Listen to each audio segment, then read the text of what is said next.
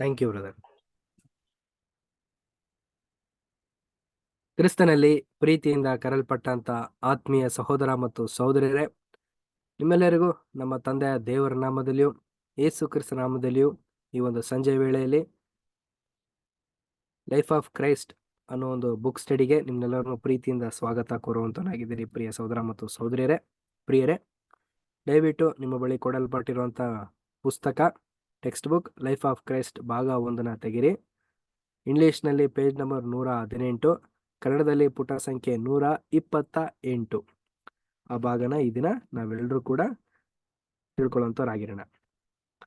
ಪ್ರಿಯ ಸಹೋದರ ಮತ್ತು ಸಹೋದರರೇ, ನಾವು ಕಳೆದ ವಾರ ನಾವು ಅನೇಕ ವಿಚಾರಗಳನ್ನೆಲ್ಲ ನಾವು ತಿಳ್ಕೊಂಡ್ವಿ. ಯೇಸು ಕ್ರಿಸ್ತರು ಒಂದು ಪಾಠ ತೆಗೆದ್ರೆ, ಒಂದು ಪಾಠದ ರೀತಿಯಲ್ಲಿ ಹೇಳಿದ್ರೆ ಅದಕ್ಕೆ ಅನೇಕ ಉದಾಹರಣೆಗಳಿರುತ್ತೆ ಅಂತ ಅಂದ್ಬಿಟ್ಟು ನಮ್ಮ ಸಹೋದರ ಆದಂಥ ರಜಲ್ ಬ್ರದರ್ ಅವರು ರೀಪ್ರಿಂಟ್ ಮಾದರಿಯಲ್ಲಿ ತೋರಿಸಿರುವಂಥ ಅನೇಕ ವಿಚಾರಗಳನ್ನ ನಾವು ನೋಡಿದ್ವಿ.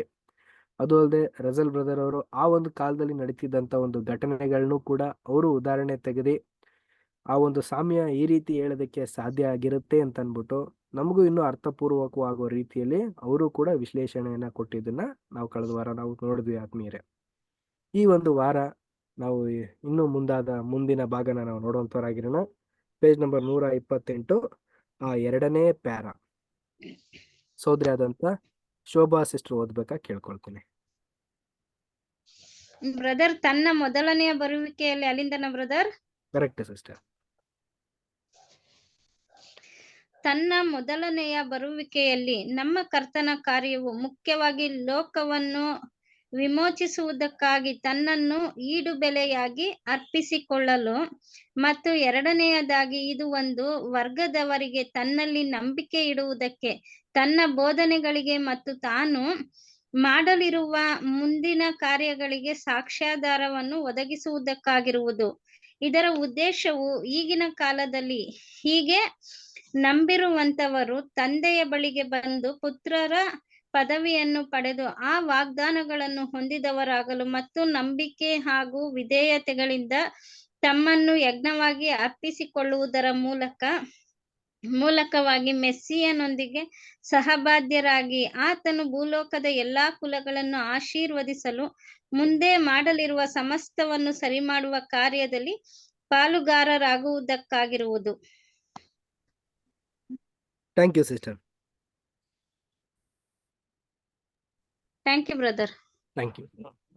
ಪ್ರಿಯ ಸಹೋದರ ಮತ್ತು ಸಹೋದರಿಯರೇ, ಈ ಒಂದು ನಾವು ಓದಿದಂಥ ಒಂದು ಭಾಗದಲ್ಲಿ ಒಂದು ಸಾರಾಂಶ ಯಾವ ರೀತಿ ನಮಗೆ ತಿಳಿಸ್ತಾ ಇದ್ದಾರೆ ಅಂತ ನಾವು ನೋಡಬೇಕಾದ್ರೆ, ನಾವೆಲ್ಲ ತಿಳಿದಿರೋ ಪ್ರಕಾರ ಯೇಸು ಕ್ರಿಸ್ತರು ಮೊದಲನೇ ಬರುವಿಕೆ ಬಂದಿದ್ದೇ ಯಾವ ಒಂದು ಉದ್ದೇಶದಿಂದ ಅಂತ ನಾವು ನೋಡಬೇಕಾದ್ರೆ, ಈಡು ಬಲಿ ಅಂದ್ರೆ ರ್ಯಾನ್ಸಮ್. ಆದಾಮ ಮಾಡಿರೋ ತಪ್ಪಿಗೆ ಆ ಒಂದು ಪ್ರಾಣಕ್ಕೆ ಯೇಸು ಕ್ರಿಸ್ತರಲ್ಲಿ ಇದ್ದಂತ ಅಮೂಲ್ಯವಾದಂತ ಒಂದು ಪ್ರಾಣನ ಕೊಟ್ಟಿದ್ದು ಆತ್ಮೀಯರೇ. ಅದರಿಂದ ಇನ್ನೊಂದು ವರ್ಗಗೂ ಕೂಡ ಏನಾಗ್ಬೇಕು ಅಂತಂದ್ರೆ, ಪ್ರತಿಯೊಬ್ಬರಿಗೂ ಕೂಡ ಪರಲೋಕಕ್ಕೆ ಒಂದು ವರ್ಗನ ಕರ್ಕೊಂಡು ಹೋಗೋದಕ್ಕೂ ಕೂಡ ಬೇಕಾದಂತ ಒಂದು ಸಂಗತಿನ ಯೇಸು ಕ್ರಿಸ್ತರ ಪ್ರಾಣದಿಂದ ನಡೀತಾ ಇದೆ. ಏನಿದ್ರ ಅರ್ಥ ಅಂತಂದ್ರೆ ಪುನರುತ್ಥಾನ. ಆತ್ಮೀಯ ಸಹೋದರ ಮತ್ತು ಸಹೋದರಿಯರೇ, ನೋಡಿ, ಆದಾಮ್ನಿಂದ ಹಿಡ್ಕೊಂಡು ಯೇಸು ಕ್ರಿಸ್ತರ ಮೊದಲನೇ ಬರುವಿಕೆವರೆಗೂ ಯಾರಿಗಾದ್ರೂ ಒಬ್ರಿಗಾದ್ರೂ ಪುನರುತ್ಥಾನ ಆಗಿತ್ತಾ ಅಂತಂದ್ರೆ ಯಾರಿಗೂ ಕೂಡ ಆಗಿಲ್ಲ. ಎಲ್ರು ಕೂಡ ದೀರ್ಘ ನಿದ್ರೆಲೇ ಇದ್ರು. ಯೇಸು ಕ್ರಿಸ್ತರು ಬಂದು ತನ್ನ ಒಂದು ಪ್ರಾಣ ಬಲಿ ಕೊಟ್ಟ ನಂತರನೇ, ಅವರು 3ನೇ ದಿನ ಪುನರುತ್ಥಾನ ಆದ ನಂತರನೇ ಆತ್ಮೀಯರೇ, ಇಡೀ ಒಂದು ಲೋಕಕ್ಕೆ ಚಿಕ್ಕ ಹಿಂಡು ಒಂದು ಮಾರ್ಗದರ್ಶನ. ವಾಯ್ಸ್ ಕ್ಲಿಯರ್ ಇಲ್ಲ. ಯಾರಿಗೂ ವಾಯ್ಸ್ ಕ್ಲಿಯರ್ ಆಗಿ ಕೇಳಿಸ್ತಾ ಇಲ್ವಾ? ನಮಗ್ ಕೇಳಿಸ್ತಾ ಇದೆ ಬ್ರದರ್, ಕ್ಲಿಯರ್ ಇದೆ. ಕೇಳಿಸ್ತಿದೆ ನಮಗೆಲ್ಲ ಸರಿ. Shobha sister, Dinesh brother, voice clear ಇಲ್ಲ. ಶೋಭಾ ಸಿಸ್ಟರ್, ನೀವು ನೆಟ್ವರ್ಕ್ ಇರೋ ಜಾಗ ಬನ್ನಿ. ಎಲ್ಲಾರ್ಗು ನೀಟಾಗಿ ಕೇಳಿಸ್ತಾ ಇದೆಯಂತೆ. ಹಾ ಸರಿ. ಓಕೆ. ಪ್ರಿಯ ಸಹೋದರ ಮತ್ತು ಸಹೋದರಿಯರೇ, ನಾವು ನೋಡಿರೋ ಪ್ರಕಾರ ಆ ಒಂದು ಚಿಕ್ಕ ಹಿಂಡಿಗೆ ನಂಬಿಕೆ ಮತ್ತೆ ಆತನ ಒಂದು ಬೋಧನೆ, ಒಂದು ಮಾರ್ಗದರ್ಶನ ತೋರ್ಸೋದಕ್ಕೋಸ್ಕರನೇ ಯೇಸು ಕ್ರಿಸ್ತರ ಮೊದಲನೇ ಬರುವಿಕೆ ಅದು ಪ್ರಾಮುಖ್ಯತೆ ಆಗಿತ್ತು ಅಂತ ನಾವು ನೋಡ್ತೀವಿ. ಎರಡನೇ ಒಂದು ವಿಚಾರ ನಾವು ಇದರಲ್ಲಿ ನಾವು ಥಿಂಕ್ ಮಾಡೋದೇ ಆದ್ರೆ, ಪ್ರಿಯ ಸಹೋದರ ಮತ್ತು ಸಹೋದರಿಯರೇ, ಈ ಒಂದು ಚಿಕ್ಕ ಹಿಂಡಿಗೆ ಬೇಕಾದಂತ ಒಂದು ನಂಬಿಕೆ, ಅದು ಅಲ್ಲದಂತೆ ವಾಗ್ದಾನ, ಅದ್ರ ಬಗ್ಗೆ ಮಾಹಿತಿ, ಇವನ್ನೆಲ್ಲ ತಿಳ್ಕೊಬೇಕು ಅಂತಂದ್ರೆ ನಿಜವಾಗ್ಲೂ ಈ ಒಂದು ಅನಿವಾರ್ಯ ಆಗಿತ್ತು. ಅದು ಅಲ್ದಂತಾನೆ ಆ ಚಿಕ್ಕ ಹಿಂಡಿಗೆ ವಿಧೇಯತೆ ಅಂದ್ರೆ ಏನು ಅನ್ನೋದನ್ನ ಮಾದರಿಯಾಗಿ ತೋರಿಸಿದೆ ಯೇಸು ಕ್ರಿಸ್ತರು. ಯಜ್ಞನ ಅರ್ಪಿಸೋದು ಅಂದ್ರೆ ಏನು ಯಜ್ಞ ಅಂದ್ರೆ ಹೋರಿ ಬಲಿ ಹೋತ ಬಲಿ ಎಲ್ಲ ಆತ್ಮೀಯರೇ.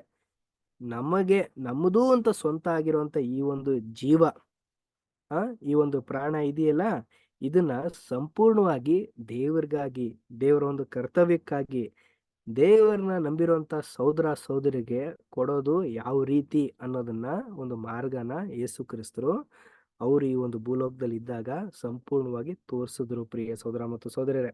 ಅದೇ ರೀತಿ ನಾವು ನೀವೆಲ್ಲರೂ ಕೂಡ ನಡ್ಕೊಳ್ಳೇಬೇಕು. ಇದು ನಮ್ಗೆಲ್ಲರಿಗೂ ಕೂಡ ಅನಿವಾರ್ಯ ಪ್ರಿಯರೇ. ಯಾಕೆ ಅಂತ ನಾವು ನೋಡ್ಬೇಕಾದ್ರೆ ಇದೇ ನಮಗೆ ಕೊಡಲ್ಪಟ್ಟಿರುವಂತ ಒಂದು ಆ ಒಂದು ಟಾಸ್ಕ್ ಅಂತಾನೆ ಹೇಳ್ಬೋದು. ಅಂದ್ರೆ ಏನು ಅಂತ ನಾವು ನೋಡ್ಬೋದು, ಒಂದು ಕ್ರಿಯೆ, ಒಂದು ಕರ್ತವ್ಯನ ನಾವು ಮೆಸ್ಸಿಯನ ಹೆಸರಿನಲ್ಲಿ ನಾವೆಲ್ಲರೂ ಕೂಡ ಮಾಡಲೇಬೇಕು. ಈಗ ನಾವು ನೆಕ್ಸ್ಟ್ ಪ್ಯಾರಾ ನಾವು ನೋಡೋಣ. ನೆಕ್ಸ್ಟ್ ಪ್ಯಾರಾ ಅಮೃತ ಸಿಸ್ಟರ್ ರೀಡ್ ಮಾಡಿ.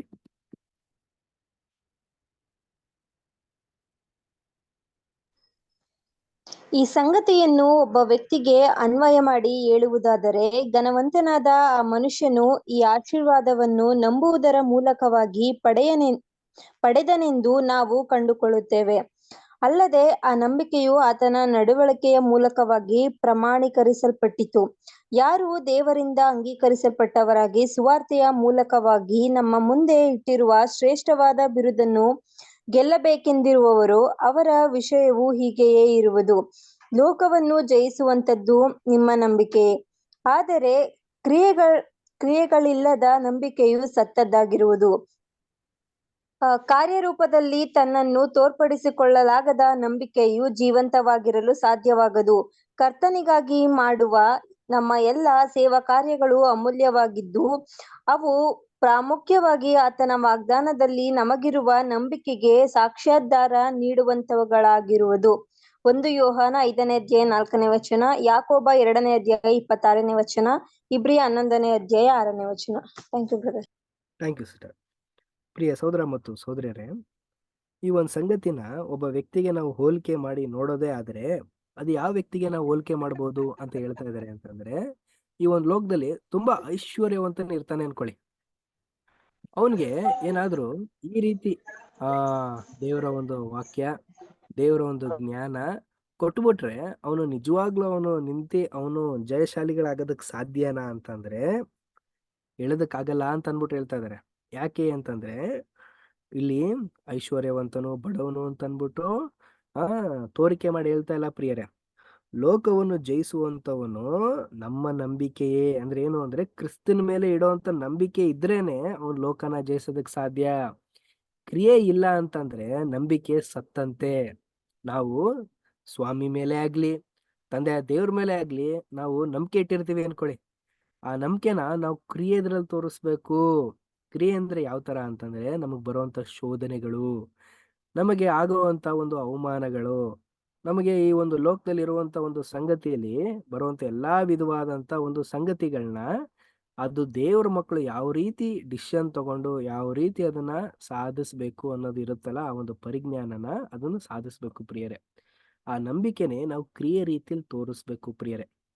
ಇದು ನಿಜವಾಗ್ಲೂ ಸಾಧ್ಯನಾ ಅಂತಂದ್ರೆ ನಿಜವಾಗ್ಲು ನಾವೀಗ ಈ ಆನ್ಲೈನ್ ಅಲ್ಲಿ ಇರುವಂತ ಎಲ್ಲಾ ಸಹೋದರ ಸಹೋದರಿಯರಿಗೂ ಕೂಡ ಅವ್ರದೇ ಆದಂತ ಒಂದು ಜೀವನದಲ್ಲಿರುವಂತ ಒಂದು ಶೋಧನೆಗಳಿರುತ್ತೆ. ಒಬ್ಬರಿಗೆ ಅನಾರೋಗ್ಯದಲ್ಲೇ ಆಗ್ಲಿ, ಕೆಲವರಿಗೆ ಫೈನಾನ್ಷಿಯಲ್ಲೇ ಆಗ್ಲಿ, ಕೆಲವರಿಗೆ ಯಾವುದೋ ಒಂದು ರೀತಿಯಲ್ಲಿ ಶೋಧನೆಗಳಿರುತ್ತೆ. ಆ ಶೋಧನೆ ಯಾಕೆ ಅಂತ ನಾವು ನೋಡ್ಬೇಕಾದ್ರೆ ಆ ಶೋಧನೆಯಿಂದ ಆ ಒಂದು ಕ್ರಿಯೆನ ತೋರಿಸಿ ಜಯಶಾಲಿಗಳಾಗ್ಲಿ, ಆ ನಂಬಿಕೆ ಇನ್ನೂ ಹೆಚ್ಚಾಗಿ ಮಾಡ್ಕೊಳ್ಳಿ ಅನ್ಬಿಟ್ಟೆ ಇದು ಒಂದು ದೇವರ ಒಂದು ಸಂಕಲ್ಪ ಮತ್ತು ದೇವರ ಒಂದು ಚಿತ್ತ ಆಗಿರುತ್ತೆ. ಕೆಲವೊಂದು ವಾಕ್ಯಗಳನ್ನ ನಾವು ನೋಡೋಣ. 1 ಯೋಹಾನ 5ನೇ ಅಧ್ಯಾಯ 4ನೇ ವಚನ ಓದಿ ಸಹೋದರ ಸಹೋದರಿಯರೇ. 1 ಯೋಹಾನ 5ನೇ ಅಧ್ಯಾಯ 4ನೇ ವಚನ ಓದಿ ಅಮೃತ ಸಿಸ್ಟರ್.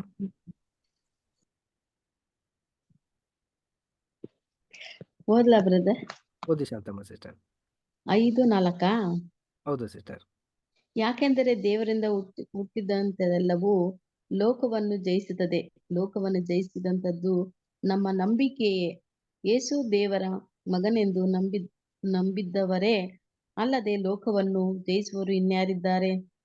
ನೋಡಿದ್ರಾ, ಎಂತ ಅದ್ಭುತವಾದಂತ ವಾಕ್ಯ ಅಂತಂದ್ರೆ, ನಾವು ಖಂಡಿತವಾಗ್ಲೂ ಲೋಕನ ಜಯಿಸೋದಕ್ಕೆ ಸಾಧ್ಯನ ಸಾಮರ್ಥ್ಯ ಇದೆಯಾ ಅಂತ ನಮ್ಮಲ್ಲಿ ನಾವು ಪ್ರಶ್ನೆ ಹಾಕಿದ್ರೆ, ಆ ಪ್ರಶ್ನೆಗೆ ಉತ್ತರ ಏನ್ ಗೊತ್ತಾ ಆತ್ಮೀಯರೇ?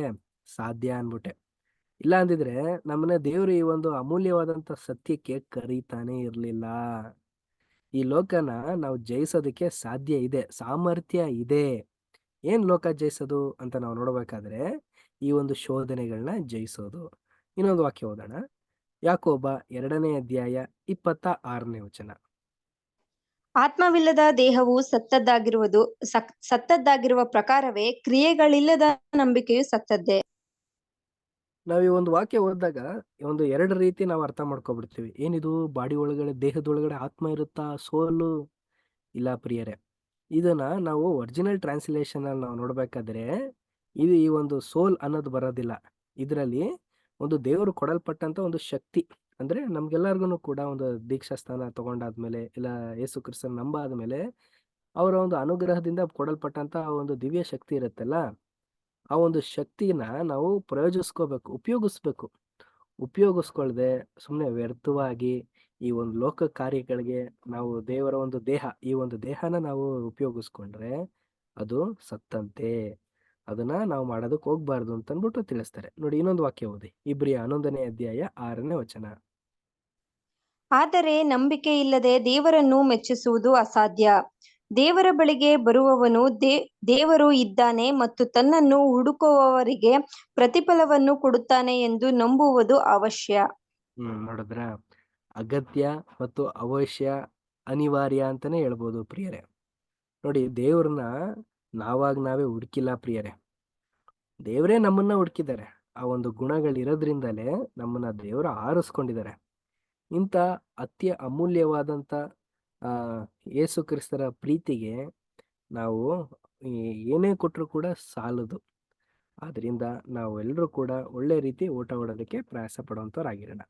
ನೋಡಿ, ನೆಕ್ಸ್ಟ್ ಇನ್ನೊಂದು ಅದ್ಭುತವಾದಂತ ಒಂದು ವಿಚಾರನ ಹೇಳ್ತಾರೆ ಸಹೋದರಾದಂತ ರಜಲ್ ಬ್ರದರ್ ಅವರು. ಅವರ ಒಂದು ಕಾಲದಲ್ಲಿ ಇದ್ದಂತ ಒಂದು ಘಟನೆನ ಇಲ್ಲಿ ಎಕ್ಸ್ಪ್ಲೈನ್ ಮಾಡ್ತಾರೆ. ನೋಡಿ, ನೆಕ್ಸ್ಟ್ ಪ್ಯಾರಾ ಅನು ಸಿಸ್ಟರ್, ಓದಿ ಸಿಸ್ಟರ್.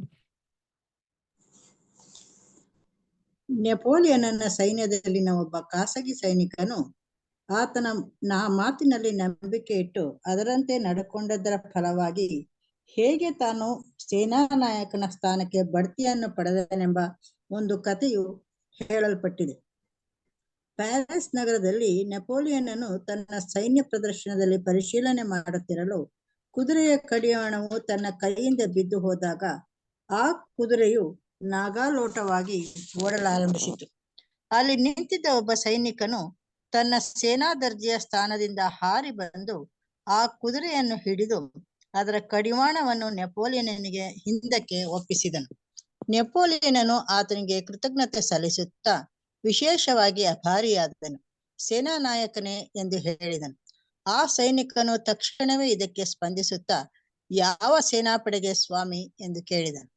ನೆಪೋಲಿಯನನು ಅವನ ಚುರುಕುತನ ವಿಶ್ವಾಸಗಳಿಗೆ ಮೆಚ್ಚಿದವನಾಗಿ ಕಾವಲು ಪಡೆಗೆ ಎಂದು ಉತ್ತರಿಸಿದನು. ತಾನು ಒಬ್ಬ ಖಾಸಗಿ ಸೈನಿಕನ ವಸ್ತ್ರಗಳನ್ನು ಧರಿಸಿದವನಾಗಿದ್ದು ತನ್ನ ಈ ನಂಬಿಕೆಗೆ ಅಲ್ಲಿರುವವರು ಹಾಸ್ಯ ಮಾಡಿದ್ದಾಗ್ಯೂ ಅದನ್ನು ಲಕ್ಷಿಸದೆ ಕೂಡಲೇ ಆ ಸೈನಿಕನು ಹೋಗಿ ಅಧಿಕಾರಿಗಳ ಸ್ಥಾನದಲ್ಲಿ ನಿಂತನು. ಅವನು ಚಕ್ರವರ್ತಿಯ ಮಾತನ್ನು ನಂಬಿ ಅದರಂತೆ ನಡ್ಕೊಂಡು ಸೇನಾ ನಾಯಕನಾದನು. ಹೀಗೆಯೇ ನಮ್ಮ ದೇವರು ನಮಗೆ ದೈವ ಸ್ವಭಾವದಲ್ಲಿ ಪಾಲನ್ನು ಹೊಂದುವವರಾಗಬೇಕೆಂಬ ಉದ್ದೇಶದಿಂದ ತನ್ನ ಪ್ರಭಾವ ಗುಣಾತಿಶಯಗಳಿಂದ ಅಮೂಲ್ಯವಾಗಿಯೂ ಉತ್ಕೃಷ್ಟವಾಗಿಯೂ ಇರುವ ವಾಗ್ದಾನಗಳನ್ನು ನೀಡಿರುವನು. ಮತ್ತು ದೇವರು ತನ್ನನ್ನು ಪ್ರೀತಿಸುವವರಿಗಾಗಿ, ಅಂದರೆ ತನ್ನ ಮಾತನ್ನು ಅಂಗೀಕರಿಸಿ ಅದರಂತೆ ತನ್ನನ್ನು ಅನುಸರಿಸಿ ನಡೆಯುವವರಿಗಾಗಿ ಸಿದ್ಧ ಮಾಡಿದ ಅಮೂಲ್ಯವಾಗಿಯೂ ಉತ್ಕೃಷ್ಟವಾಗಿಯೂ ಇರುವ ಸಂಗತಿಗಳನ್ನು ಪಡೆದುಕೊಳ್ಳುವರು. ಅವರು ಬೆಳಕಿನ ಮಕ್ಕಳಾಗಿ ಬೆಳಕಿನಲ್ಲಿ ನಡೆಯುವರು. ಅಂತಹವರು ಕಡೆಯಲ್ಲಿ ಪಾಪ, ಮೂಢನಂಬಿಕೆ, ದುಷ್ಟತ್ವವೆಂಬ ಅಂಧಕಾರವನ್ನು ಹೋಗಲಾಡಿಸಿ ಲೋಕವನ್ನು ಪುನಶ್ಚೇತನಗೊಳಿಸಿ ಆಶೀರ್ವದಿಸಲು ಸ್ವಸ್ಥತೆಯ ಕಿರಣಗಳುಳ್ಳವನಾಗಿ ಉದಯಿಸುವ ಆ ಮಹಾನೀತಿ ಸೂರ್ಯನ ದೇಹದಲ್ಲಿನ ಅಂಗಗಳಾಗುವರು. ಮತ್ತಾಯ 13:43ನೇ ವಚನ. Thank you sister. Thank you. ಪ್ರಿಯ ಸಹೋದರ ಮತ್ತು ಸಹೋದರರೇ, ಸಹೋದರು ಒಂದು ಎಕ್ಸಾಂಪಲ್ನ ಕೊಡ್ತಾ ಇದ್ದಾರೆ. ಯಾವ ಒಂದು ಕಾಲಘಟ್ಟದಲ್ಲಿ ನಡೆದಿರೋದು ಅಂತಂದ್ರೆ ನೆಪೋಲಿಯನ್ ಒಂದು ಕಾಲಘಟ್ಟದಲ್ಲಿ ನಡೆದಿರುವಂತ ಒಂದು ಘಟನೆ. ನೆಪೋಲಿಯನ್ ಯಾವ ರೀತಿ ಅಂತ ನಾವು ನೋಡ್ಬೇಕಾದ್ರೆ ಸೇನಾಧಿಪತಿಯೇನೂ ಆಗಿದ್ದ, ರಾಜನೂ ಕೂಡ ಆದ. ಒಳ್ಳೆ ಶಕ್ತಿ ಸಾಮರ್ಥ್ಯದಿಂದ ಯುದ್ಧದಲ್ಲಿ ಪಾಂಡಿತ್ಯನಾಗಿರೋದ್ರಿಂದ ಅವನು ಇಡೀ ಒಂದು ಫ್ರಾನ್ಸ್ ಎಲ್ಲ ವಿಧವಾದಂತ ಬ್ರಿಟಿಷ್ ಆಡಳಿತ ಮಾಡ್ತಿದ್ರಲ್ಲ ಆ ಒಂದು ಜಾಗವನ್ನೆಲ್ಲನೂ ಕೂಡ ಕಾಂಕರ್ ಮಾಡ್ಕೊಂಡು ಸ್ಪೈನ್ ವರ್ಗುನು ಕೂಡ ಬಂದಿರುವಂತ ವ್ಯಕ್ತಿ. ಆ ವ್ಯಕ್ತಿ ಒಂದು ಕಾಲದಲ್ಲಿ ಟ್ರೈನಿಂಗ್ ಮಾಡ್ತಾ ಇರ್ತಾನಂತೆ. ಆಗ ಅವನ ಕೈಯಲ್ಲಿ ಇದ್ದಂತ ಒಂದು ಯಾವ ತರ ಅಂತ ನಾವು ನೋಡ್ಬೇಕಾದ್ರೆ ಕುದುರೆದು ಇದಿರುತ್ತೆ, ಲಗಾಮ್ ತರ ಇರುತ್ತೆ. ಅದು ಮಿಸ್ ಆಗಿ ಹೊಂಟೋಗ್ಬಿಡುತ್ತೆ. ಅದು ಮಿಸ್ ಆಗಿ ಹೊಂಟೋಯ್ತು ಅಂತಂದ್ರೆ ಕುದುರೆ ಏನರ್ಥ ಅಂದ್ರೆ ಓಡ್ತಾನೆ ಇರ್ಬೇಕು ಅಂತ ಅರ್ಥ. ಆಗ ಕುದುರೆ ಓಡ್ಕೊಂಡು ಹೋಗ್ತಾ ಇರುತ್ತೆ. ಇದನ್ನ ನೋಡ್ದಂತವ್ನು ಯಾರು ಅಂತಂದ್ರೆ ಖಾಸಗಿ ಸೈನಿಕ. ಅವನು ಖಾಸಗಿ ಸೈನಿಕ ಅಂತ ಇಲ್ಲಿ ಯಾಕೆ ಹೇಳ್ತಾ ಇದ್ದಾರೆ ಅಂತಂದ್ರೆ, ಖಾಸಗಿ ಸೈನಿಕ ಅಂತಂದ್ರೆ ಎಂಪ್ಲಾಯಿಗೂನುವೆ, ಈಗ ನೋಡಿ ಒಂದು ಕಂಪ್ನಿಲಿ ಎಂಪ್ಲಾಯ್ ಅಂತ ಕರೀತಾರೆ, ಅದೇ ತರ ಇನ್ನೊಬ್ರು ಕೂಡ ಕರೀತಾರೆ. ಯಾವ ತರ ಅಂತ ನಾವು ನೋಡ್ಬೇಕಾದ್ರೆ ಡಿ ಗ್ರೂಪ್ ಅಂತಾನು ಕೂಡ ಕರೀತಾರೆ. ಇಲ್ಲ ಅಂತಂದ್ರೆ ಖಾಸಗಿ ಅಂದ್ರೆ ಪರ್ಮನೆಂಟ್ ಇರಲ್ಲ ಅನ್ಕೊಳ್ಳಿ, ಟೆಂಪ್ರವರಿ ಎಂಪ್ಲಾಯ್ ಅಂತ ಕರೀತಾರೆ. ಕೂಲಿ ಕೊಟ್ಬಿಡೋದು, ಕೆಲಸ ಮಾಡಿಸ್ಕೊಳ್ಳೋದು, ಕಳಿಸ್ಬಿಡೋದು. ಆದ್ರೆ ಎಂಪ್ಲಾಯ್ಗೆ ಹಂಗಲ್ಲ, ಅವ್ನ್ ಕೆಲಸ ಮಾಡ್ಲಿ ಇರ್ಲಿ ಅವನಿಗೆ ಸಂಬಳ ಕೊಡ್ಲೇಬೇಕು. ಆ ಒಂದು ಪದವಿ ವ್ಯತ್ಯಾಸ ಇರುತ್ತೆ. ಅದನ್ನ ನಾವು ಗಮನದಲ್ಲಿ ಇಟ್ಕೊಳ್ಳೋಣ. ನೋಡಿ, ಖಾಸಗಿ ಸೈನಿಕನೇ ಬೇರೆ, ಕಾವಲು ಪಡೆಗಳೇ ಬೇರೆ. ಕಾವಲು ಪಡೆಗಳು ಅಂದ್ರೆ ಯಾವ ತರ ಅಂತಂದ್ರೆ, ಈಗ ನೀವೆಲ್ಲ ನೋಡಿರ್ತೀರಲ್ಲ ಆರ್ಮಿ, ಆ ರೀತಿ ಫುಲ್ಲು ಅವ್ರು ಏನಾಗಿರ್ತಾರೆ ಅಂತಂದ್ರೆ ಎಲ್ಲಾ ತರವಾದಂತ ಜ್ಞಾನದಲ್ಲಿ, ಶಕ್ತಿ ಸಾಮರ್ಥ್ಯದಲ್ಲಿ ಆಗ್ಲಿ ಎಲ್ಲಾ ತರ ಅವರು ಫಿಸಿಕಲಿ ಮೆಂಟಲಿ ರೆಡಿಯಾಗಿ ಕಾವಲು ಪಡೆ ಅನ್ನೋ ಒಂದು ಸ್ಥಾನದಲ್ಲಿ ಇರ್ತಾರೆ. ಆದ್ರೆ ಈ ವ್ಯಕ್ತಿ ಅಂತ ತರಗತಿ ಏನು ಇರಲ್ಲ ಅನ್ಕೊಳ್ಳಿ.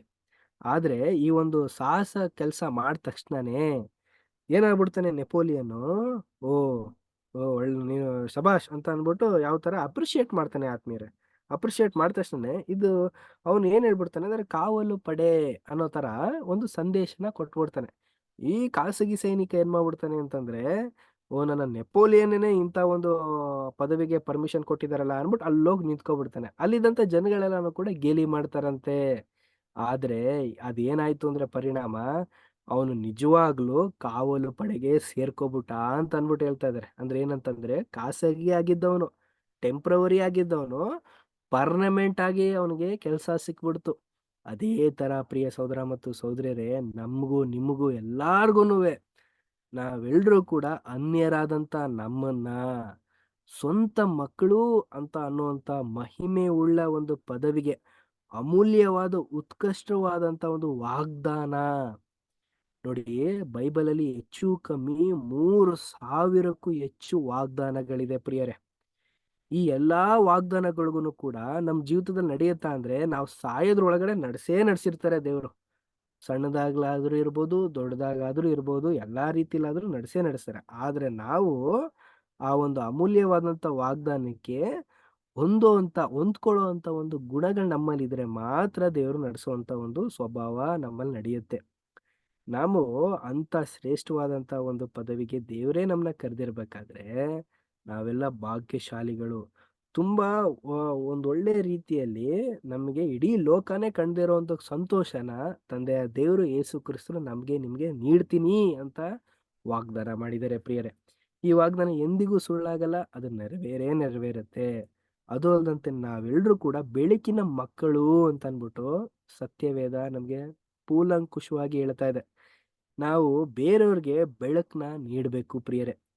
ನಾವು ಕತ್ಲೆಯಲ್ಲಿ ಇರೋದಕ್ಕೆ ಹೋಗ್ಬಾರ್ದು. ಬೆಳಕು ಅಂದ್ರೆ ಏನು ಅಂತಂದ್ರೆ ನಮ್ಮ ಒಂದು ಗುಣಗಳನ್ನ ಮತ್ತೊಬ್ರು ನೋಡಿ ಈ ಒಂದು ಗುಣ ನನ್ನಲ್ಲೂ ಇರಬೇಕು ಅನ್ನೋ ರೀತಿಯಲ್ಲಿ ಆ ಒಂದು ವ್ಯಕ್ತಿಗಳು ಕೂಡ ತಿಳ್ಕೊಳ್ಳೋ ಒಂದು ಒಳ್ಳೆ ಗುಣಗಳು ನಮ್ಮಲ್ಲಿ ಇರಬೇಕು ಅಂತ ಅಂದ್ಬಿಟ್ಟು ನಮ್ಗೆ ಮಾರ್ಗದರ್ಶನ ಕೊಡ್ತಾ ಇದ್ದಾರೆ.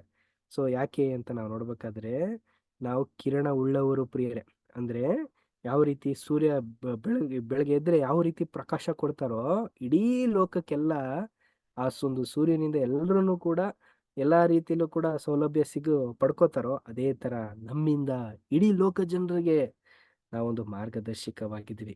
ಯಾಕೆ ಅಂತಂದ್ರೆ ನಿಜವಾಗ್ಲೂ ಈ ಒಂದು ಚಿಕ್ಕ ಹಿಂಡು ಪರಲೋಕಕ್ಕೆ ಹೋಗ್ತು ಅಂತಂದ್ರೆ ಇಡೀ ಲೋಕ ಯೇಸು ಕ್ರಿಸ್ತರನ್ನ ನಾವ್ ಹೆಂಗೆ ಸ್ಟಡಿ ಮಾಡಿ ಆ ಒಂದು ಮಾರ್ಗದಲ್ಲಿ ನಡೆದಿ ಚಿಕ್ಕ ಹಿಂಡಾಗಿ ನಾವು ಹೋದ್ವಿ ಅಂದ್ರು, ಅದೇ ತರ ಇಡೀ ಲೋಕ 144,001 ಜನರನ್ನೆಲ್ಲಾ ಒಂದು ಗುಣಗಳನ್ನ ಅವರು ಕಲಿತಾರೆ. ಕಲ್ತಿ ಏನ್ ಮಾಡ್ತಾರೆ ಅಂದ್ರೆ ಅವರ ಒಂದು ಗುಣಗಳನ್ನ ಅವರ ಒಂದು ಕೆಟ್ಟ ಗುಣಗಳನ್ನ ಬಿಡೋದಕ್ಕೆ ಪ್ರಯಾಸ ಪಡ್ತಾರೆ ಪ್ರಿಯರೇ. ಆ ರೀತಿ ನಾವೆಲ್ಲರೂ ಕೂಡ ರೆಡಿ ಆಗ್ಬೇಕು, ಸ್ಟಡಿ ಆಗಿರ್ಬೇಕು. ನೋಡಿ, ಒಂದು ವಾಕ್ಯನ ಓದಿ, ಅದ್ಭುತವಾದಂತ ಒಂದು ವಾಕ್ಯ ಇದು. ಮತ್ತಾಯ 13ನೇ ಅಧ್ಯಾಯ 43ನೇ ವಚನ. ಓದಿ ಸರೋಜಾ ಸಿಸ್ಟರ್. ಆಗ ನೀತಿವಂತರು ತಮ್ಮ ತಂದೆಯು ರಾಜ್ಯದಲ್ಲಿ ಸೂರ್ಯನಂತೆ ಪ್ರಕಾಶಿಸುವರು. ಕಿವಿಯುಳ್ಳವನು ಕೇಳಲಿ ಅಂದನು. ನೋಡಿದ್ರ ಎಂತ ಮಹಿಮೆ ಉಳ್ಳ ಒಂದು ವಾಕ್ಯ ಅಂತಂದ್ರೆ ಇದನ್ನ ನೀವೆಲ್ಲರೂ ಅಂಡರ್ಲೈನ್ ಮಾಡ್ಕೊಳ್ಳಿ. ನೋಡಿ, ತನ್ನ ಮಕ್ಕಳು ಸೂರ್ಯನಂತೆ ಪ್ರಕಾಶಿಸುವರು ಅಂತಂದ್ರೆ, ನೋಡಿ ನಾವೆಲ್ಲರೂ ಕೂಡ ಏನು ದಿಕ್ಕು ಯಾವುದೇ ಒಂದು ರೀತಿಯಲ್ಲಿ ಗುಣಗಳೇ ಇಲ್ದೇ ಇರೋಂಥ ವ್ಯಕ್ತಿಗಳಾಗಿರೋಂಥ ನಮ್ಗೆ ಗುಣಗಳ ಹೊಂದ್ಕೊಳ್ಳೋದಕ್ಕೆ ಬೇಕಾಗಿರೋಂಥ ಸವಲತ್ತುಗಳನ್ನೂ ಕೂಡ ತಂದೆ ದೇವರು ಏರ್ಪಾಟ್ ಮಾಡಿ ಅಂತ ಮಹಿಮೆ ಉಳ್ಳ ಅಂದ್ರೆ ಯೇಸು ಕ್ರಿಸ್ತರ ಸರಿಸಮವಾಗಿ ನಿಲ್ಲುವಂತ ಒಂದು ಅವಕಾಶನ ತಂದೆ ದೇವರು ನಮ್ಗೆ ಏರ್ಪಾಟ್ ಮಾಡಿದ್ದಾರೆ ಆತ್ಮೀಯರೇ. ಆದ್ರಿಂದ ನಾವೆಲ್ಲರೂ ಕೂಡ ಪ್ರಯಾಸ ಪಟ್ಟು ಒಳ್ಳೆ ಓಟನ ಓಡುವಂತವ್ರಾಗಿರೋಣ. ಈಗ ನೆಕ್ಸ್ಟ್ ಪ್ಯಾರಾ ನಮ್ಮ ಸುಜಾತಾ ಸಿಸ್ಟರ್ ಓದ್ಬೇಕಾ ಕೇಳ್ಕೊಳ್ತೇನೆ.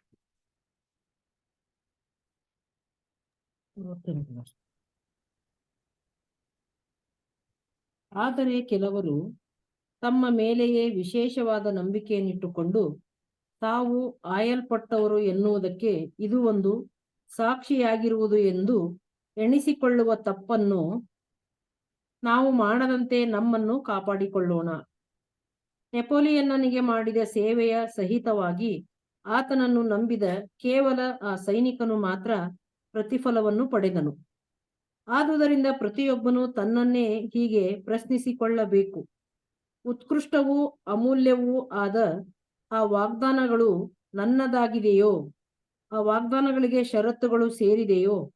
ಮತ್ತು ಹಾಗಿದ್ದಲ್ಲಿ ನಾನು ಕರೆಯಲ್ಪಟ್ಟದನ್ನು ಆಯಲ್ಪಟ್ಟದನ್ನು ದೃಢಪಡಿಸಿಕೊಳ್ಳುವ ಸಲುವಾಗಿ ಆ ಷರತ್ತುಗಳಿಗೆ ನಾನು ಸರಿಯಾಗಿ ನಡೆದುಕೊಳ್ಳುತ್ತಿರುವೆನೋ? ನೆಕ್ಸ್ಟ್ ಓದ್ಲಾ ಬ್ರದರ್? ಸಾಕು ಸಿಸ್ಟರ್, ನೆಕ್ಸ್ಟ್ ಓದ್ತೀರಂತೆ ನೀವೇನೆ. ಪ್ರಿಯ ಸಹೋದರ ಮತ್ತು ಸಹೋದರಿಯರೇ, ನೋಡಿ ನಮ್ಗೊಂದು ಎಚ್ಚರಿಕೆ ಮಾತನ್ನ ಹೇಳ್ತಾ ಇದ್ದಾರೆ. ನೋಡಿ ಪ್ರಿಯರೇ, ಏನ್ ಇಂಥ ಮಾತು ಅಂತ ನಾವು ನೋಡ್ಬೇಕಾದ್ರೆ, ಅಯ್ಯೋ ದೇವ್ರು ನನ್ನೇ ಆರಿಸ್ಕೊಬಿಟ್ಟಿದ್ದಾರೆ, ನಾನಿಲ್ದೆ ದೇವ್ರಿಗೆ ಏನು ಅವಕಾಶನೇ ಇಲ್ಲ ಅನ್ನೋ ಒಂದು ಅಹಂ ಇದೆಯಲ್ಲ, ಈಗೋ, ಇದು ನಮ್ಮಲ್ಲಿ ಏನಾದ್ರು ಇತ್ತು ಅಂತಂದ್ರೆ ಅದನ್ನ ದಯವಿಟ್ಟು ತೆಗೆದುಬಿಡಿ ಅಂತ ಅನ್ಬಿಟ್ಟು ಸಹೋದರ ನಮ್ಗೆ ತಿಳಿಸ್ತಾ ಇದ್ದಾರೆ. ಖಂಡಿತವಾಗ್ಲೂ ಪ್ರಿಯರೇ, ಆ ರೀತಿ ನಮ್ಮಲ್ಲಿ ಏನಾದ್ರೂ ಒಂದು ಸಣ್ಣ ಒಂದು ಕಿಂಚಿತೇನ ಇತ್ತು ಅಂತಂದ್ರೂ ಕೂಡ ನೀವು ಪ್ರಾರ್ಥನೆ ಮಾಡಿ ಅದರಿಂದ ಹೊರಗೆ ಬರೋದಕ್ಕೆ ಪ್ರಯಾಸ ಪಡ್ರಿ. ಯಾವುದೇ ಕಾರಣಕ್ಕೂ ಆ ರೀತಿ ಅನ್ಕೊಳಕ್ ಹೋಗ್ಬಿಡಿ. ನಮ್ಮಿಂದನೇ ದೇವ್ರಿಗೆಲ್ಲ ಅಂತಲ್ಲ, ದೇವರಿಂದ ನಾವು ಅವ್ರು ಕೊಟ್ಟಂತ ಒಂದು ಅನುಗ್ರಹ. ನೋಡಿ, ಅದರಲ್ಲೂ ಉದಾಹರಣೆ ಏನ್ ಹೇಳ್ತಾ ಇದಾರೆ ಅಂತಂದ್ರೆ, ಆ ನೆಪೋಲಿಯನ್ ಸೈನಿಕ ಇದ್ನಲ್ಲ, ಖಾಸಗಿ ಸೈನಿಕ, ಅವನು ಪ್ರಯತ್ನ ಪಟ್ಟ. ಆ ಒಂದು ಜಾಗದಲ್ಲಿ ತುಂಬಾ ಜನ ಇದ್ರು, ತುಂಬಾ ಜನ ಹೋಗ್ಬೋದಾಗಿತ್ತಾ? ಅವನೊಬ್ನೇ ಯಾಕೋದ? ಎಲ್ರು ಪಾಠ ಕೇಳ್ತಾ ಇದ್ದೀರಾ? ಹೌದು ಬ್ರದರ್. ಆ ಒಂದು ಇಡೀ ಅಲ್ಲಿರೋಂಥ ಜನರುಗಳಿಗೆಲ್ಲಾರ್ಗು ನೆಪೋಲಿಯನ್ ಏನ್ ಮಾಡ್ತಿದ್ದ ಅಂತಂದ್ರೆ ಟೀಚಿಂಗ್ ಮಾಡ್ತಾ ಇದ್ದ ಅಂತ ಅಂದ್ಬಿಟ್ಟು ನಾವು ನೋಡ್ತೀವಿ. ಆ ಕುದುರೆ ಹೋದ ತಕ್ಷಣನೇ ಆ ಕುದುರೆಗೆ ಎಲ್ಲಾ ರೀತಿಯಲ್ಲೂ ಸೌಕರ್ಯ ಮಾಡ್ತಿರೋಂತ ಕೆಲವ್ರು ಇದ್ರು. ಅವ್ರು ಯಾರು ಹೋಗ್ದಂತಾನೆ ಈ ಒಬ್ಬನೇ ವ್ಯಕ್ತಿ ಹೋಗಿದ್ದಾನೆ ಅಂತಂದ್ರೆ ನಮಗೇನ್ ಪಾಠ ಅಂತಂದ್ರೆ, ನಮ್ಮನ್ನ ದೇವರು ಆರಿಸಿದ್ದಾರೆ, ಅದ್ರ ತಕ್ಕಂತೆ ಅದಕ್ಕೆ ಬೇಕಾಗಿರುವಂತ ಯೋಗ್ಯತೆಗಳು, ಅದಕ್ಕೆ ಬೇಕಾಗಿರುವಂತ ನಮ್ಮಲ್ಲಿ ವಾಗ್ದಾನಕ್ಕೆ ಹೊಂದುವಂತ ಒಂದು ಗುಣಗಳೆಲ್ಲ ಇರುತ್ತಲ್ಲ, ಅದನ್ನ ಸಂಪಾದಿಸ್ಕೋಬೇಕು, ಕಷ್ಟಪಡ್ಬೇಕು. ಆ ವ್ಯಕ್ತಿ ಹೆಂಗೆ ಕಷ್ಟಪಟ್ಟು ಆ ಕುದುರೆಯಿಂದ ಓಡೋಗಿ ಸಾಹಸ ಮಾಡಿ ಹಿಡಿಯೋದು ಅಂದ್ರೆ ಸುಮ್ನೆನಾ? ಕುದುರೆ ಹಿಡಿಯೋದು ಅಂದ್ರೆ ಎಷ್ಟು ಕಷ್ಟ ಗೊತ್ತಾ ಪ್ರಿಯರೇ? ಅದ್ ಹತ್ರ ಹೋಗ್ತಾ ಇದ್ರೆ ಸಾಕು, ಎಲ್ಲೋ ಹೆಂಗ್ ಓದಿಯುತ್ತೆ ಅಂತ ಹೇಳಕ್ಕಾಗಲ್ಲ. ಆದ್ರೆ ಆ ವ್ಯಕ್ತಿ ಅಷ್ಟು ಕಷ್ಟಪಟ್ಟಿದ್ದಾನೆ ಅಂದ್ರೆ ನಾವು ನೀವೆಲ್ಲರೂ ಕೂಡ ನಿಜವಾಗ್ಲೂ ಕಷ್ಟ ಪಡ್ಲೇಬೇಕು. ಪಟ್ರೇನೆ ಆ ಒಂದು ವಾಗ್ದಾನನ ಹೊಂದ್ಕೊಳ್ಳೋದಕ್ಕೆ ಸಾಮರ್ಥ್ಯ ನಾವು ಪಡ್ಕೊಂಡ್ರೆ ಆ ಒಂದು ಸಾಮರ್ಥ್ಯಕ್ಕೆ ಅನುಗುಣವಾಗಿ ಇರೋದಕ್ಕೆ ಸಾಧ್ಯ ಅಂತ ಅನ್ಬಿಟ್ಟು ನಮ್ಗೆ ಇದನ್ನ ಕಿವಿ ಮಾತನ್ನ ತಿಳಿಸಿ ಹೇಳ್ತಾ ಇದ್ದಾರೆ. ಸೊ ನಿಜವಾಗ್ಲೂ ನಾವು ದೇವ್ರನ್ನ ಆತ್ಕೊಂಡಿದೀವಿ ಅಂತ ಅನ್ನೋದಲ್ಲ, ಅದು ಬರೀ ಒಂದು ಹೆಜ್ಜೆ, ಇನ್ನೂ 99 ಹೆಜ್ಜೆಗಳಿದೆ. ಅದನ್ನ ಸುಲಭವಾಗಿ ನಾವು ಹಾಕ್ಬೋದು ಪ್ರಿಯರೇ. ನೆಕ್ಸ್ಟ್ ಪ್ಯಾರಾ ನಮ್ಮ ಸಹೋದರಿ ಆದಂತ ಸುಜಾತಾ ಸಿಸ್ಟರ್ ಓದ್ಬೇಕಾ ಕೇಳ್ಕೊಳ್ತೇನೆ. ಓದಿ sister, continue.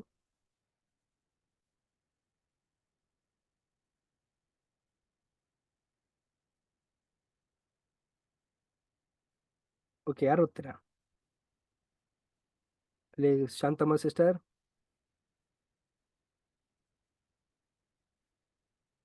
Brothers and sisters, ಎಲ್ಲರಿಗೂ ಆಡಿಯೋ ಲಿಸನಬಲ್ ಆಗಿದೆಯಾ? ಬ್ರದರ್. ಹೌದು. ಓದಿ ಸಿಸ್ಟರ್, ನೆಕ್ಸ್ಟ್ ಪ್ಯಾರಾ.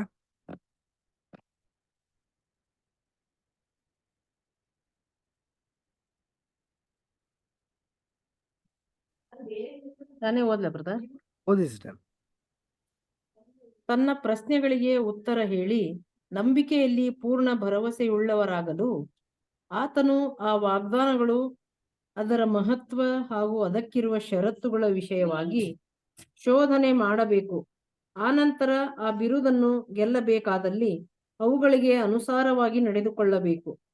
ಹೀಗೆ ಮಾಡುವಾಗ ನಮ್ಮ ಕರ್ತನ ಈ ಮಾತನ್ನು, ಅಂದರೆ ನನ್ನನ್ನು ಸ್ವಾಮಿ ಸ್ವಾಮಿ ಅನ್ನುವವರೆಲ್ಲರೂ ಪರಲೋಕ ರಾಜ್ಯದಲ್ಲಿ ಸೇರುವರೆಂದು ನೆನೆಸಬೇಡಿರಿ. ಪರಲೋಕದಲ್ಲಿರುವ ನನ್ನ ತಂದೆಯ ಚಿತ್ತದಂತೆ ನಡೆಯುವವನೇ ಪರಲೋಕ ರಾಜ್ಯಕ್ಕೆ ಸೇರುವನು ಎಂಬುದನ್ನು ಆತನು ನೆನಪಿನಲ್ಲಿಟ್ಟುಕೊಳ್ಳಬೇಕು. Thank you sister. Thank you. ಪ್ರಿಯರೇ, ಇಲ್ಲಿ ನಾವು ಒಂದು ಒಳ್ಳೆ ಭರವಸೆ ಉಳ್ಳಂತ ಒಂದು ಮಾತನ್ನೇ ನಾವು ನೋಡ್ತಾ ಇದೀವಿ ಈ ಒಂದು ಕಾಂಟೆಕ್ಸ್ಟ್ ನಲ್ಲಿ. ಏನದು ಅಂತಂದ್ರೆ, ನಾವು ಬರೀ ಯೇಸು ಸ್ವಾಮಿ ಅನ್ಕೊಂಡು ಇದ್ಬಿಟ್ರೆ ಸಾಲದಂತೆ. ಪರಲೋಕದಲ್ಲಿರುವಂತ ತಂದೆನೇ ಸುಪ್ರೀಂ. ತಂದೆಯ ದೇವರ ಒಂದು ಚಿತ್ತ ಏನಿದೆಯೋ ಅದ್ರ ಪ್ರಕಾರ ನಾವು ನಡ್ಕೊಂಡ್ರೇನೆ ಆ ಒಂದು ಯೇಸು ಕ್ರಿಸ್ತರ ಅನುಗ್ರಹದಿಂದ ತಂದೆಯ ದೇವ್ರ ಬಳಿ ಹೋಗೋದಕ್ಕೆ ಸಾಧ್ಯ. ಇಲ್ಲ ಅಂದ್ರೆ ಆಗದೇ ಇಲ್ಲ. ಏನೇನು ಷರತ್ತುಗಳಿದೆಯೋ ಅದನ್ನೆಲ್ಲಾನು ಕೂಡ ನಾವು ಸರಿಸಮವಾಗಿ ಅನುಭವಿಸ್ತರಾಗಿ ಹೋಗ್ಲೇಬೇಕು ಅಂತ ಅನ್ಬಿಟ್ಟು ನಮ್ಗೆ ಇಲ್ಲಿ ತಿಳಿಸ್ತಾ ಇದ್ದಾರೆ. ಇನ್ನೊಂದು ಮಾತು ನಾವು ನೋಡೋದೇ ಆದ್ರೆ, ಈಗ ನಾವು ಪ್ರಾರ್ಥನೆ ಮಾಡ್ತಿರ್ತೀವಿ, ಇದೊಂದು ಔಟ್ ಆಫ್ ಟಾಪಿಕ್. ನಾವು ಪ್ರಾರ್ಥನೆ ಮಾಡ್ತಾ ಇರ್ತೀವಿ ಅಂತ ಅನ್ಕೊಳ್ಳಿ. ಸೊ ಎಲ್ರು ಕೂಡ ಪ್ರೇಯರ್ ಎಲ್ಲ ಮಾಡಿ ಅಂದಾಗ ಪ್ರೇಯರ್ ಮಾಡ್ತೀರಾ, ವೈಯಕ್ತಿಕವಾದಂತ ಒಂದು ಪ್ರಾರ್ಥನೆ ಎಲ್ಲ ಮಾಡ್ತೀರಾ. ಆ ಒಂದು ಸಂದರ್ಭದಲ್ಲಿ ನಾವು ಏನು ಪ್ರಮುಖವಾಗಿ ಒಂದು ಪದನ ಬಳಸ್ಬೇಕು ಅಂತಂದ್ರೆ, ತಂದೆಯ ದೇವರ ಒಂದು ಹೆಸರನ್ನ ನಾವು ಪ್ರಮುಖವಾಗಿ ಉಪಯೋಗಿಸ್ಬೇಕು ಪ್ರಿಯರೇ. ಸ್ವಾಮಿ, ಕರ್ತನೆ ಅನ್ನೋದಕ್ಕಿಂತ ಮಿಗಿಲಾಗಿ ತಂದೆಯ ದೇವರನ್ನ ನಾವು ಹೆಸರಿನಲ್ಲಿ, ತಂದೆಯ ದೇವರ ಒಂದು ಹೆಸರು ಇದೆಯಲ್ಲ ಅದನ್ನ ಚಾಲ್ತಿಗೆ ತಗೊಂಡು ಯೇಸು ಕ್ರಿಸ್ತರ ಹೆಸರನ್ನ ಮುಖಾಂತರ ಬೇಡ್ತೇನೆ ಅನ್ನೋ ಒಂದು ವಿಧಾನ ಇದೆಯಲ್ಲ, ಈ ರೀತಿ ನಾವು ಮಾಡಿದ್ರೇನೆ ಪ್ರಾರ್ಥನೆ ಅದು ಖಂಡಿತವಾಗ್ಲೂ ದೇವ್ರಿಗೆ ಮೆಚ್ಚುಗೆ ಆಗೋದು. ಏನಕ್ಕಂದ್ರೆ ತಂದೆ ಚಿತ್ತಾನೇ ನೆರವೇರಿಸ್ಬೇಕು ಅಂತ ಅನ್ಬಿಟ್ಟು ಹೇಳ್ತಾ ಇದ್ದಾರೆ. ತಂದೆ ಏನ್ ಚಿತ್ತ? ತಂದೆಯ ದೇವ್ರ ಬಗ್ಗೆ ನಾವು ಪ್ರೇಸ್ ಮಾಡ್ಬಿಟ್ಟೇನೆ ತನ್ನ ಮಗನ ಮುಖಾಂತರ ನಾವು ಕೇಳ್ಕೊಂಡ್ರೇನೆ ಆ ಒಂದು ಪ್ರಾರ್ಥನೆಗೆ ಬೆಲೆ. ಅದರಿಂದ ನಾವೆಲ್ಲ ಏನ್ ಮಾಡೋಣ ಅಂತಂದ್ರೆ, ಇನ್ನು ಮುಂದೆ ನಾವು ಸ್ವಾಮಿ ಅನ್ನೋ ಒಂದು ಪದನ ತೆಗೆದು ತಂದೆಯ ದೇವರ ಒಂದು ಪದನ ನಾವು ಬಳಕೆಯನ್ನ ರೂಢಿಸ್ಕೊಳ್ಳೋಣ. ಇನ್ನು ನಾವು ನೋಡ್ಬೇಕಾದ್ರೆ ನೀವು ವ್ಯಾಲ್ಯೂಮ್ 5 ಅಲ್ಲೂ ಕೂಡ ನೋಡಿರ್ಬೋದು. ಬಹುತೇಕರು ಓದಿರ್ತಾರೆ, ಕೆಲವರು ನೋಡಿ ಅದನ್ನ ಅಬ್ಸರ್ವ್ ಮಾಡಿ. ರಜಲ್ ಬ್ರದರು ಕೂಡ ಏನ್ ಮಾಡ್ತಾರೆ ಅಂತಂದ್ರೆ, ಪ್ರೇಯರ್ ಮಾಡೋದನ್ನೆಲ್ಲಾನು ಕೂಡ ನೋಟ್ ಮಾಡಿದ್ದಾರೆ. ಯಾವ ರೀತಿ ಪ್ರೇಯರ್ ಮಾಡೋದು, ಓ ಆಲ್ಮೈಟಿ ಗಾಡ್ ಅಂತ ಅನ್ಬಿಟ್ಟನೆ ಉಚ್ಚಾರಣೆ ಮಾಡ್ತಾರೆ. ಅಂದ್ರೆ ಸರ್ವಶಕ್ತರಾದಂತ ಪರಲೋಕದ ತಂದೆಯೇ ಅನ್ನೋ ರೀತಿ. ಆ ರೀತಿ ನಾವು ಉಚ್ಚಾರಣೆ ಮಾಡೇನೆ ನಾವೊಂದು ಪ್ರಾರ್ಥನೆನ ಕೇಳಿ ನಮಗೆ ಏನ್ ಬೇಕಿದೆಯೋ ಅಗತ್ಯನ ದೇವರಿಂದ ಹೊಂದ್ಕೊಳ್ಳೋದಕ್ಕೆ ನಾವೆಲ್ಲರೂ ಕೂಡ ಉತ್ಸಾಹದಿಂದ ನಿಂತ್ಕೊಳ್ಳೋಂಥವ್ರಾಗಿರೋಣ. ಈಗ ನೆಕ್ಸ್ಟ್ ಈ ಒಂದು ಟಾಪಿಕ್ ಆಗ್ತಿದ್ದಂಗೆ ಇನ್ನೊಂದು ವಿಚಾರ ಇದ್ರಲ್ಲಿ ನಮ್ಗೆ ಏನ್ ಹೇಳ್ತಾ ಇದಾರೆ ಅಂತಂದ್ರೆ, ಇದು ಈ ಕಾಂಟೆಕ್ಸ್ಟ್ ಏನಿದು ಮಧ್ಯದಲ್ಲಿ ಬಂದಿದೆ ಅಂತ ಅನ್ಬಿಟ್ಟು ಕನ್ಫ್ಯೂಸ್ ಆಗೋದಕ್ಕೆ ಹೋಗ್ಬೇಡಿ. ಇದು ಏನಾಗಿದೆ ಅಂದ್ರೆ, ನಾವು ಕಳೆದ ಕ್ಲಾಸಸ್ ಅಲ್ಲೆಲ್ಲ ನಾವು ಸ್ಟಡಿ ಮಾಡಿದ್ವಲ್ಲ ಆ ಒಂದು ಪ್ಯಾರಾ ಕಾಂಟೆಕ್ಸ್ಟ್ ಅಲ್ಲಿ, ಅದರಲ್ಲಿ ಬಿಡಲ್ಪಟ್ಟಂತ ಒಂದು ಸಂಗತಿನ ಇಲ್ಲಿ ಸೇರಿಸಿದ್ದಾರೆ ಅಷ್ಟೇನೆ. ಅದನ್ನ ಓದ್ಬಿಟ್ಟು ನಾವು ಹೋಗೋಣ ಬನ್ನಿ. ಏನಿದು ಅಂತಂದ್ರೆ, ಯೇಸು ಕ್ರಿಸ್ತರು ತನ್ನ 30ನೇ ಒಂದು ವಯಸ್ಸಿನಲ್ಲಿ ನಜರೇತ್ ಅನ್ನೋ ಒಂದು ಜಾಗದಲ್ಲಿ ಕಾನ್ ಅನ್ನೋ ಮತ್ತೆ ಕೆಫರ್ನೌಮ್ ಅನ್ನೋ ಒಂದು ಜಾಗದಲ್ಲಿ ಏನ್ ನಡೀತು ಅನ್ನೋದನ್ನ ಮತ್ತಾಯ, ಮಾರ್ಕ, ಲೂಕ ಅದ್ರಲ್ಲಿ ಹೇಳಿದ್ದಾರೆ. ಮತ್ತಾಯ, ಲೂಕ ಮತ್ತೆ ಯೋಹಾನದಲ್ಲಿ ಹೇಳಿದ್ದಾರೆ, ಮಾರ್ಕದಲ್ಲಿ ಹೇಳಿಲ್ಲ ಆತ್ಮೀಯರೇ, ಕ್ಷಮಿಸಿ. ಅದನ್ನ ಓದ್ಬಿಡೋಣ, ತಿಳ್ಕೊಳ್ಳೋಣ ಆ ಒಂದು ವಿಚಾರ ಏನಿದೆ, ಅದರಿಂದ ನಮ್ಗೇನು ಆತ್ಮಿಕವಾದಂತ ಪಾಠ ಅನ್ನೋದನ್ನ ತಿಳ್ಕೊಳ್ಳೋಣ. ಮೊದಲನೇದಾಗಿ ಮತ್ತಾಯ 4ನೇ ಅಧ್ಯಾಯ 13ನೇ ವಚನದಿಂದ 16ನೇ ವಚನದವರೆಗೆ ರೇಷ್ಮಾ ಸಿಸ್ಟರ್ ಓದಿ. ಮತ್ತಾಯ 4ನೇ ಅಧ್ಯಾಯ 13ನೇ ವಚನದಿಂದ. ಹೌದು. ಬಳಿಕ ನಜರೇತ್ ಎಂಬ ಊರನ್ನು ಬಿಟ್ಟು ಜಬ್ಲೂನ್, ನೆಫ್ತಲಿಮ್ ಎಂಬ ನಾಡುಗಳಿಗೆ ಬಂದು ಸಮುದ್ರದ ಹತ್ತಿರದಲ್ಲಿರುವ ಕಪೆರ್ನೌಮ್ ಎಂಬ ಊರಿನಲ್ಲಿ ಮನೆ ಮಾಡಿಕೊಂಡು ಇದ್ದನು. ಇದರಿಂದ ಯೆಶಾಯನೆಂಬ ಪ್ರವಾದಿಯ ಮುಖಾಂತರ ಹೇಳಿಸಿದ ಮಾತು ನೆರವೇರಿತು. ಆ ಮಾತು ಏನೆಂದರೆ, ಜಬುಲೂನ್ ಸೀಮೆ ಮತ್ತು ನಫ್ತಲಿಮ್ ಸೀಮೆ, ಯೊರ್ದನಿನ ಆಚೆ ಸಮುದ್ರದ ಕಡೆಗಿರುವ ಸೀಮೆ, ಅನ್ಯ ಜನಗಳಿರುವ ಗಲಿಲಾಯ ಸೀಮೆ. ಕತ್ತಲಲ್ಲಿ ವಾಸಿಸಿದ ಈ ಸೀಮೆಗಳ ಜನರಿಗೆ ದೊಡ್ಡ ಬೆಳಕು ಕಾಣಿಸಿತು. ಕಾರ್ಗತ್ತಲಾದ ದೇಶದಲ್ಲಿದ್ದವರಿಗೆ ಸೂರ್ಯೋದಯವಾಯಿತು ಎಂಬುದೇ. ಅಂದಿನಿಂದ ಯೇಸು ಪರಲೋಕ ರಾಜ್ಯವು ಸಮೀಪಿಸಿತು, ದೇವರ ಕಡೆಗೆ ತಿರುಗಿಕೊಳ್ಳಿರಿ ಎಂದು ಸಾರಿ ಹೇಳುವುದಕ್ಕೆ ಪ್ರಾರಂಭಿಸಿದನು. Thank you brother. Thank you sister. ಪ್ರಿಯ ಸಹೋದರ ಮತ್ತು ಸಹೋದರರೇ, ಮತ್ತಾಯ 4ನೇ ಅಧ್ಯಾಯ 13ನೇ ವಚನ ಮತ್ತೆ ಅದರಿಂದ 16ನೇ ವಚನದಲ್ಲಿ ನಾವು ನೋಡ್ಬೇಕಾದ್ರೆ ಇದು ಒಂದು ಪ್ರವಾದನೆ, ಒಂದು ಮಾತು ಅಂತ ಅಂದ್ಬಿಟ್ಟು ನಾವು ನೋಡ್ತೀವಿ. ಏನಿದು ಪ್ರವಾದನೆ ಮಾತು ಅಂತಂದ್ರೆ, ಈ ಒಂದು ಪ್ರವಾದನೆ ಯೆಶಾಯ ಗ್ರಂಥದಲ್ಲಿ ಬರೆದುಬಿಟ್ಟಿದ್ರು. ಯೇಸು ಕ್ರಿಸ್ತರು ಬರಕ್ಕಿಂತ ಮುಂಚೆನೆ ಪ್ರವಾದಿಯಾದಂತ ಯೆಶಾಯನು ಉಲ್ಲೇಖ ಮಾಡಿರುವಂತ ಒಂದು ಸಂಗತಿ ಏನಂತಂದ್ರೆ, ಈ ಒಂದು ಊರುಗಳಿಗೆ ಯೇಸು ಕ್ರಿಸ್ತರು ವಿಸಿಟ್ ಮಾಡ್ತಾರೆ, ಅಲ್ಲಿ ತಂಗ್ತಾರೆ, ಅಲ್ಲಿದ್ದಂತ ಜನಗಳಿಗೆ ಎಲ್ಲಾ ರೀತಿಯಲ್ಲೂ ಪರಲೋಕ ರಾಜ್ಯದ ಬಗ್ಗೆ ಹೇಳ್ತಾರೆ, ಅಲ್ಲಿರೋರ್ಗೆಲ್ಲರಿಗೂ ಕೂಡ ಎಲ್ಲಾ ರೀತಿಯಂತ ಒಂದು ಬಿಡುಗಡೆ ಆಗತ್ತೆ ಅನ್ನೋ ಒಂದು ಪ್ರವಾದನೆ ಮಾತನ್ನ ನೆರವೇರುತ್ತಂತೆ. ಆ ಒಂದು ಪ್ರವಾದನೆ ಮಾತನ್ನ ಮತ್ತೊಂದ್ಸಾರಿ ಮೆಲ್ಕ್ ಹಾಕೋಣ. ಅದೇನದು ಪ್ರವಾದನೆ ಮಾತು? ಯೆಶಾಯ 9ನೇ ಅಧ್ಯಾಯ 1ನೇ ವಚನ 2ನೇ ವಚನದಲ್ಲಿದೆ. ಓದಿ. ಯೆಶಾಯ 9ನೇ ಅಧ್ಯಾಯ 1 ಮತ್ತೆ 2ನೇ ವಚನ. ಆದರೆ ಸಂಕಟಪಟ್ಟ ದೇಶಕ್ಕೆ ಅಂಧಕಾರವಿನ್ನಿಲ್ಲ. ಪೂರ್ವ ಕಾಲದಲ್ಲಿ ಜೆಬುಲೂನ್ ಮತ್ತು ನಫ್ತಲಿಮ್ ಸೀಮೆಗಳನ್ನು ಆತನು ಅವಮಾನಕ್ಕೆ ಗುರಿ ಮಾಡಿದನು. ಅನಂತರದಲ್ಲಿ ಯೊರ್ದನಿನ ಆಚೆಯ ಸೀಮೆ, ಸಮುದ್ರದ ಕಡೆಗಿರುವ ಸೀಮೆ, ಅನ್ಯ ಜನಗಳಿರುವ ಗಲಿಲಾಯ ಸೀಮೆ, ಈ ಪ್ರಾಂತವನ್ನೆಲ್ಲ ಘನಪಡಿಸಿದ್ದಾನೆ. ಕತ್ತಲಲ್ಲಿ ಸಂಚರಿಸಿದ ಜನರಿಗೆ ದೊಡ್ಡ ಬೆಳಕು ಕಾಣಿಸಿತು. ಕಾರ್ಗತ್ತಲಾದ ದೇಶದಲ್ಲಿದ್ದವರಿಗೆ ಪ್ರಕಾಶವು ಹೊಳೆಯಿತು. Thank you sister. ನೋಡಿ, ಅಲ್ಲಿ ಏನ್ ನಡೀದಿತ್ತು ಅಂತ ನಾವು ನೋಡ್ಬೇಕು. ಜಬ್ದುಲೋನ್ ಸೀಮೆ ಅದು ಒಂದು ರೀತಿಯಲ್ಲಿ ದೇವರ ಒಂದು ತಪ್ಪಾದಂತ ಒಂದು ಮಾರ್ಗದಲ್ಲಿ ಹೋದಂತ ಒಂದು ಜನಾಂಗ ಆಗಿತ್ತು. ಆದ್ರಿಂದ ಆ ಒಂದು ಜನಾಂಗ ದೇವರೇ ಕೈ ಬಿಡಲ್ಪಟ್ಟಂತ ಒಂದು ಜನಾಂಗ ಆಗೋಗಿ ಮಾರ್ಪಾಟಾಗೋಗಿತ್ತು ಪ್ರಿಯರೇ. ಮತ್ತೆ ಅವ್ರಿಗೆ ಅವಕಾಶ ದೇವ್ರು ಕೊಡ್ಲಿಲ್ವಾ ಅಂತಂದ್ರೆ, ತನ್ನ ಮಗನ ಮುಖಾಂತರ ದೇವರು ಏನ್ ಮಾಡಿದ್ರು ಅಂದ್ರೆ ಅವಕಾಶನ ಏರ್ಪಾಟ್ ಮಾಡಿದ್ರು. ಹೇಗೆ ಅಂತ ನಾವು ನೋಡ್ಬೇಕಾದ್ರೆ, ನೋಡಿ, ಯೇಸು ಕ್ರಿಸ್ತರು ಹಲವಾರು ಕಡೆ ನಾವು ನೋಡ್ಬೇಕಾದ್ರೆ ಇಲ್ಲಿ ಲೋಟ ಮತ್ತೆ ಹೆಂಡತಿ ಮುಪ್ಪಿಕಲ್ಲಾಗಿರೋ ಒಂದು ಸ್ಥಳ ಯಾವ್ದು ಹೇಳಿ? ಲೋಟನ ಹೆಂಡತಿ ಮುಪ್ಪಿನ ಕಲ್ಲಾಗಿದ್ದು ಸ್ಥಳ ಯಾವುದು? Sodom Gomorrah. ಹಾ, ಅದಕ್ಕೆ ದೇವರು ಅವಕಾಶ ಕೊಡ್ತಾರ ಇಲ್ವಾ ಅಂತಂದ್ರೆ ಖಂಡಿತ ಕೊಡ್ತಾರೆ. ಅದೇ ತರ ಈ ಒಂದು ಸ್ಥಳಕ್ಕೂ ಕೂಡ ತನ್ನ ಮಗನ ಮುಖಾಂತರ ಅವ್ರಿಗೆ ಅವಕಾಶನ ದೇವರು ಏರ್ಪಾಟ್ ಮಾಡಿದ್ರು. ಏನು ಏರ್ಪಾಟು ಅಂತ ನಾವು ನೋಡ್ಬೇಕಾದ್ರೆ, ಆ ಒಂದು ಸ್ಥಳಕ್ಕೆ ಯೇಸು ಕ್ರಿಸ್ತರು ವಿಸಿಟ್ ಮಾಡೋದೇ ಒಂದು ಪ್ರಮುಖವಾದಂತ ಒಂದು ಕಾರ್ಯ. ಒಳ್ಳೇದೆ. ಈಗ ನೋಡಿ, ಯಾರಾದ್ರೂ ಒಬ್ಬ ಗಣ್ಯ ವ್ಯಕ್ತಿಗಳೇನಾದ್ರೂ ನಿಮ್ಮ ಮನೆ ಒಳಗೆ ಬಂದ್ಬಿಟ್ರೆ ಎಷ್ಟು ಆಗ್ಬಿಡ್ತೀರಾ, ಎಷ್ಟು ಐಕಾನ್ ಆಗೋಗ್ತಾರೆ. ಎಲ್ಲ ನ್ಯೂಸ್ ಚಾನೆಲ್ಗಳಿಗೆಲ್ಲ ನಿಮ್ದೇ ಹೆಸರು ಬಂದ್ಬಿಟ್ಟಿರುತ್ತೆ. ಅದೇ ತರ ಅಲ್ಲಿದ್ದಂಥ ಸೀಮೆಗಳಿಗೆ ಸ್ವಾಮಿಯ ಒಂದು ಪಾದ ಒಂದು ಪ್ರೋಕ್ಷಣೆನೇ ಆಗ್ಲಿ, ಅದೇ ರೀತಿಯಾಗಿ ಅಲ್ಲಿದ್ದಂಥ ಎಲ್ಲಾ ಜನಗಳಿಗೂ ಒಂದು ಬಿಡುಗಡೆ ಅನ್ನೋದನ್ನ ಯೇಸು ಕ್ರಿಸ್ತರು ದಯಪಾಲಿಸಿದ್ರು. ಈ ಒಂದು ಸಂಗತಿನ ಲೂಕಾದಲ್ಲೂ ಕೂಡ ತಿಳಿಸ್ತಾರೆ. ತುಂಬಾ ದೊಡ್ಡದಾಗೇನೆ ಇದೆ, ಅದನ್ನ ನಾವು ಓದೋಣ. ಲೂಕ 4ನೇ ಅಧ್ಯಾಯ 16ನೇ ವಚನದಿಂದ 31ನೇ ವಚನದವರೆಗೆ. ಲೂಕ 4ನೇ ಅಧ್ಯಾಯ 16ನೇ ವಚನ 31. ಶಾಂತಮ್ಮ ಸಿಸ್ಟರ್ ಓದಿ.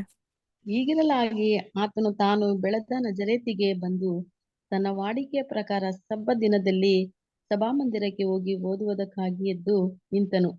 ಆಗ ಯೆಶಾಯನೆಂಬ ಪ್ರವಾದಿಯ ಗ್ರಂಥದ ಸುರುಳಿಯನ್ನು ಆತನ ಕೈಗೆ ಕೊಡಲಾಗಿ, ಆತನು ಆ ಸುರುಳಿಯನ್ನು ಬಿಚ್ಚಿ ಮುಂದೆ ಹೇಳುವ ಮಾತು ಬರೆದಿರುವ ಸ್ಥಳವನ್ನು ಕಂಡು ಓದಿದನು.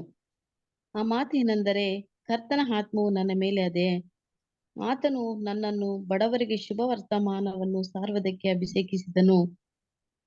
ಸೆರೆಯವರಿಗೆ ಬಿಡುಗಡೆಯಾಗುವುದನ್ನು ಮತ್ತು ಕುರುಡರಿಗೆ ಕಣ್ಣು ಬರುವುದನ್ನು ಪ್ರಸಿದ್ಧಪಡಿಸುವುದಕ್ಕೂ, ಮನಮುರಿದವರನ್ನು ಬಿಚ್ಚಿ ಕಳಿಸುವುದಕ್ಕೂ, ಕರ್ತನು ನೇಮಿಸಿರುವ ಶುಭ ವರ್ತಮಾನವನ್ನು ಪ್ರಚಾರಪಡಿಸುವುದಕ್ಕೂ ಆತನು ನನ್ನನ್ನು ಕಳಿಸಿದ್ದಾನೆ ಎಂಬುದು ಓದಿದ ಮೇಲೆ ಆತನು ಆ ಸುರುಳಿಯನ್ನು ಸುತ್ತಿ ಸಭಾಮಂದಿರದ ಆಳಿನ ಕೈಗೆ ಕೊಟ್ಟು ಕೂತುಕೊಂಡನು. ಸಾಕಾ ಬ್ರದರ್?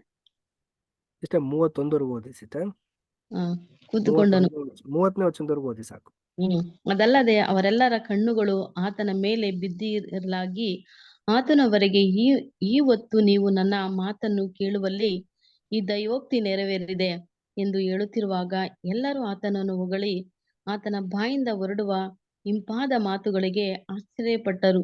ಇವನು ಯೋಸೇಫನ ಮಗನಲ್ಲವೇ ಎಂದು ಮಾತಾಡಿಕೊಂಡರು. ಆತನು ಅವರಿಗೆ, ನೀವಂತೂ ವೈದ್ಯನೇ, ನಿನ್ನನ್ನು ವಾಸಿ ಮಾಡಿಕೋ ಎಂಬ ಗಾದೆಯನ್ನು ನನಗೆ ಹೇಳಿ ಕಪೆರ್ನೌಮೆಂಬ ಎಂಥದ ಕಾರ್ಯಗಳು ನಡೆದಿದ್ದೆವೆಂದು ನಾವು ಕೇಳಿದ್ದೆವೋ ಅಂಥವುಗಳನ್ನು ಈ ನಿನ್ನ ಸ್ವಂತ ಸ್ಥಳದಲ್ಲಿ ಮಾಡು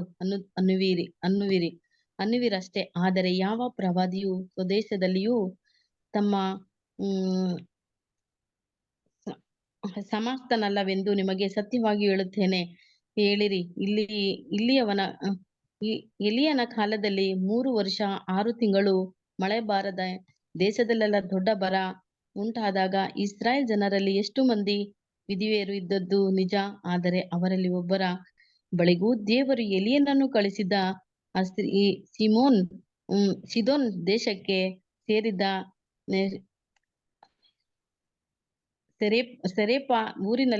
ಸೆರೆಪ್ತ ಊರಿನಲ್ಲಿದ್ದ ಒಬ್ಬ ವಿಧವೆ ಬಳಿಗೆ ಮಾತ್ರ ಕಳಿಸಿದ್ದನು. ಮತ್ತು ಎಲೀಷನೆಂಬ ಪ್ರವಾದಿಯ ಕಾಲದಲ್ಲಿ ಇಸ್ರಾಯೇಲ್ ಜನರೊಳಗೆ ಎಷ್ಟು ಮಂದಿ ಕುಷ್ಠರೋಗಿಗಳು ಇದ್ದಾಗ್ಯೂ ಅವರಲ್ಲಿ ಒಬ್ಬನಾದರೂ ಶುದ್ಧನಾಗದೆ ಸಿರಿಯ ದೇಶದವನಾದ ನಾಮಾನನು ಮಾತ್ರ ಶುದ್ಧನಾದನು ಎಂದು ಹೇಳಿದನು. ಸಭಾಮಂದಿರದಲ್ಲಿರುವವರೆಲ್ಲರೂ ಈ ಮಾತುಗಳನ್ನು ಕೇಳಿ ಬಹಳವಾಗಿ ಸಿಟ್ಟುಗೊಂಡು ಎದ್ದು ಆತನನ್ನು ಊರ ಹೊರಕ್ಕೆ ಅಟ್ಟಿ ತಮ್ಮ ಊರು ಕಟ್ಟಿದ ಗುಡ್ಡದ ತಳಕ್ಕೆ ನಡೆಸಿಕೊಂಡು ಹೋಗಿ ಅಲ್ಲಿಂದ ಕೆಳಕ್ಕೆ ದೊಬ್ಬಬೇಕೆಂದಿದ್ದರು. ಆದರೆ ಆತನು ಅವರ ಮಧ್ಯದಲ್ಲಿ ಹಾದು ಹೊರಟು ಹೋದನು. Thank you brother. Thank you. ಪ್ರೀತಿಯ ಸಹೋದರ ಮತ್ತು ಸಹೋದರರೇ, ಇಲ್ಲಿ ಏನ್ ಪ್ರಕರಣ ನಡೀತಾ ಇದೆ ಅಂತ ನಾವು ಗಮನಿಸೋದೇ ಆದ್ರೆ, ಯೇಸು ಕ್ರಿಸ್ತರು ಈ ಒಂದು ಪ್ರವಾದನೆ ಮಾತಿದೆಯಲ್ಲ, ಇದನ್ನ ಯಾವ ರೀತಿ ಅವರು ನೆರವೇರಿಸಿದ್ರು ಅಂತಂದ್ರೆ, ಅಲ್ಲಿ ಒಂದು ಸಭೆಗೆ ಹೋಗಿದ್ದಾರೆ, ಒಂದು ಆಲಯಕ್ಕೆ ಹೋಗಿದ್ದಾರೆ. ಅಲ್ಲೋಗಿ ಏನ್ ಮಾಡಿದ್ದಾರೆ ಅಂತಂದ್ರೆ ಸುರುಳಿ ಗ್ರಂಥನ ತೆಗೆದು ಓದಿದ್ದಾರೆ. ಈಗ ನಾವೆಲ್ಲ ನಿಮ್ಗೆಲ್ಲ ಯಾವ ರೀತಿ ಸಬ್ಜೆಕ್ಟ್ಸ್ಗಳನ್ನೆಲ್ಲ ತಗೊಂತೀವಿ, ಬೈಬಲ್ನ ತೆಗೆದು ಯಾವ ರೀತಿ ಕ್ಲಾಸಸ್ನೆಲ್ಲ ಮಾಡ್ತೀವೋ ಅದೇ ತರನೇ ಒಂದು ಸಂಗತಿ ನಡೆದಿದೆ. ಆ ಒಂದು ಪ್ರವಾದನೆ ಮಾತನ್ನ ಅವರು ಓದಿದ್ದಾರೆ. ಓದ್ ತಕ್ಷಣ ಏನ್ ಮಾಡ್ತಾ ಇದ್ದಾರೆ ಅಂತಂದ್ರೆ, ಈ ಒಂದು ಪ್ರವಾದನೆ ಮಾತು ನೆರವೇರಿತು. ಅದು ನೆರವೇರಿಸಬೇಕಾಗಿರುವಂತ ಶಕ್ತಿ ಸಾಮರ್ಥ್ಯ ಇರೋದು ಯಾರಿಗದು? ಆ ಒಂದು ಪ್ರವಾದನೆ ಮಾತು ನೆರವೇರಿಸೋದಕ್ಕೆ ಇದ್ದಿದೆ ಯಾರಿಗೆ? ಕ್ರಿಸ್ತರಿಗೆ, ಯೇಸು ಕ್ರಿಸ್ತರಿಗೆ. ನೋಡಿ, ಆ ಒಂದು ಯೇಸು ಕ್ರಿಸ್ತರಿಗೆ ತಂದೆಯ ದೇವರ ಒಂದು ಅನುಗ್ರಹ, ಬಟ್ ಆ ಒಂದು ಪ್ರವಾದನೆ ಮಾತು ನೆರವೇರಿಸಬೇಕಾಗಿರೋ ಒಂದು ಜವಾಬ್ದಾರಿ ಇದ್ದಿದೆ ಯೇಸುಸ್ವಾಮಿ ನೆರವೇರಿಸ್ತಾರೆ. ತಂದೆಯ ದೇವ್ರು ಹೇಳಿದಾರ, ಯೇಸುಸ್ವಾಮಿ ನೆರವೇರಿಸ್ತಾರೆ. Okay, good sister. ಸೊ ಯೇಸು ಕ್ರಿಸ್ತರು ಏನ್ ಮಾಡ್ತಾ ಇದಾರೆ, ಅದನ್ನ ನೆರವೇರಿಸಿದ್ದಾರೆ. ನೆರವೇರಿಸಿದ ತಕ್ಷಣ ನೋಡಿ, ನಿಮ್ಗೆಲ್ಲಾ ರೀತಿಯಲ್ಲೂ ಕೂಡ ಈ ರೀತಿ ದೇವರ ಒಂದು ಸಂದೇಶಗಳೆಲ್ಲ ಇದೆ ಅನ್ಬಿಟ್ಟೆಲ್ಲ ರೀತಿಯಲ್ಲೂ ತಿಳಿಸ್ತಾರೆ. ತಿಳಿಸೆಲ್ಲ ಆದ್ಮೇಲೆ ಏನಾಗುತ್ತೆ ಅಂತಂದ್ರೆ, ಅಲ್ಲಿದ್ದಂತ ಪರಿಸಾಯರು ಮತ್ತೆ ಸದುಕಾಯರು ಕಪೆರ್ನೌಮ್ ಸ್ಥಳದಲ್ಲಿದ್ದಂತ ಎಲ್ಲರೂ ಏನಾಗಿ ಹೋಗ್ತಾರೆ ಅಂತಂದ್ರೆ ಕಕಾಬಿಕ್ಕಿ ಆಗೋಗ್ತಾರೆ. ಏನಿದು ಈ ರೀತಿ ಎಲ್ಲ ಹೇಳ್ತಾ ಇದಾರಲ್ಲ ಇವರು, ಈ ತರ ಎಲ್ಲ ನೆರವೇರುತ್ತು ಅನ್ನೋದಕ್ಕೆ ಹೇಳೋದಕ್ಕೆ ಇವರು ಶಕ್ತಿನೇ ಇಲ್ವಲ್ಲ, ಆ ಒಂದು ಸ್ಥಾನದಲ್ಲಿ ಇರುವಂತ ಇದ್ದೇ ಇಲ್ವಲ್ಲ ಇವ್ರು. ಆಫ್ಟರ್ ಆಲ್ ಒಬ್ಬ ಮರೇಳ್ ಮಗ, ಆಮೇಲೆ ನಾವು ನೋಡ್ಬೇಕಾದ್ರೆ ಕಾರ್ಪೆಂಟ್ರಿ ಇವನು, ಈ ರೀತಿ ಮಾತಾಡೋದಕ್ಕೆ ಇದಿರಲ್ವಲ್ಲ ಅಂತ ಅನ್ಬಿಟ್ಟು ಪ್ರಶ್ನೆಗಳನ್ನ ಕೇಳಿರ್ತಾರೆ. ಆ ಪಾಠ ಅವ್ರಿಗೆ ಯಾರಿಗೂ ಅರ್ಥ ಆಗಿರಲ್ವಲ್ಲ, ಆಗ ಪ್ರಶ್ನೆಗಳನ್ನ ಕೇಳ್ತಾರೆ. ಆಗ ಆ ಪಾಠದ ಉತ್ತರ ಯಾವ ರೀತಿ ಯೇಸು ಕ್ರಿಸ್ತರು ತಗೊಂಡಿದ್ದಾರೆ ಅಂತಂದ್ರೆ, ಹಳೆಯ ಒಡಂಬಡಿಕೆಯಲ್ಲಿ ಏಲಿಯನ್ ಕಾಲದಲ್ಲಿ ನಡೆದಂತ ಒಂದು 3 ವರ್ಷ 6 ತಿಂಗಳು ಮಳೆ, ಆ ಒಂದು ವಿಚಾರನ ಹೇಳ್ತಾರೆ. ಆಗ ಎಲ್ರು ಶಾಕ್ ಆಗೋಗ್ತಾರೆ ಪ್ರಿಯರೇ. ನೆಕ್ಸ್ಟ್ ಇನ್ನೊಂದು ವಿಚಾರನೂ ಹೇಳ್ತಾರೆ. ಇಸ್ರೇಲ್ ಜನರು ಎಷ್ಟು ಮಂದಿ ದಯವಿಟ್ಟು ಹಂಗೆ ಎಲ್ರು ಕೂಡ ಇರಿ, ಯಾರು ಎಕ್ಸಿಟ್ ಆಗೋದಕ್ಕೆ ಹೋಗ್ಬೇಡಿ. 2 minutes.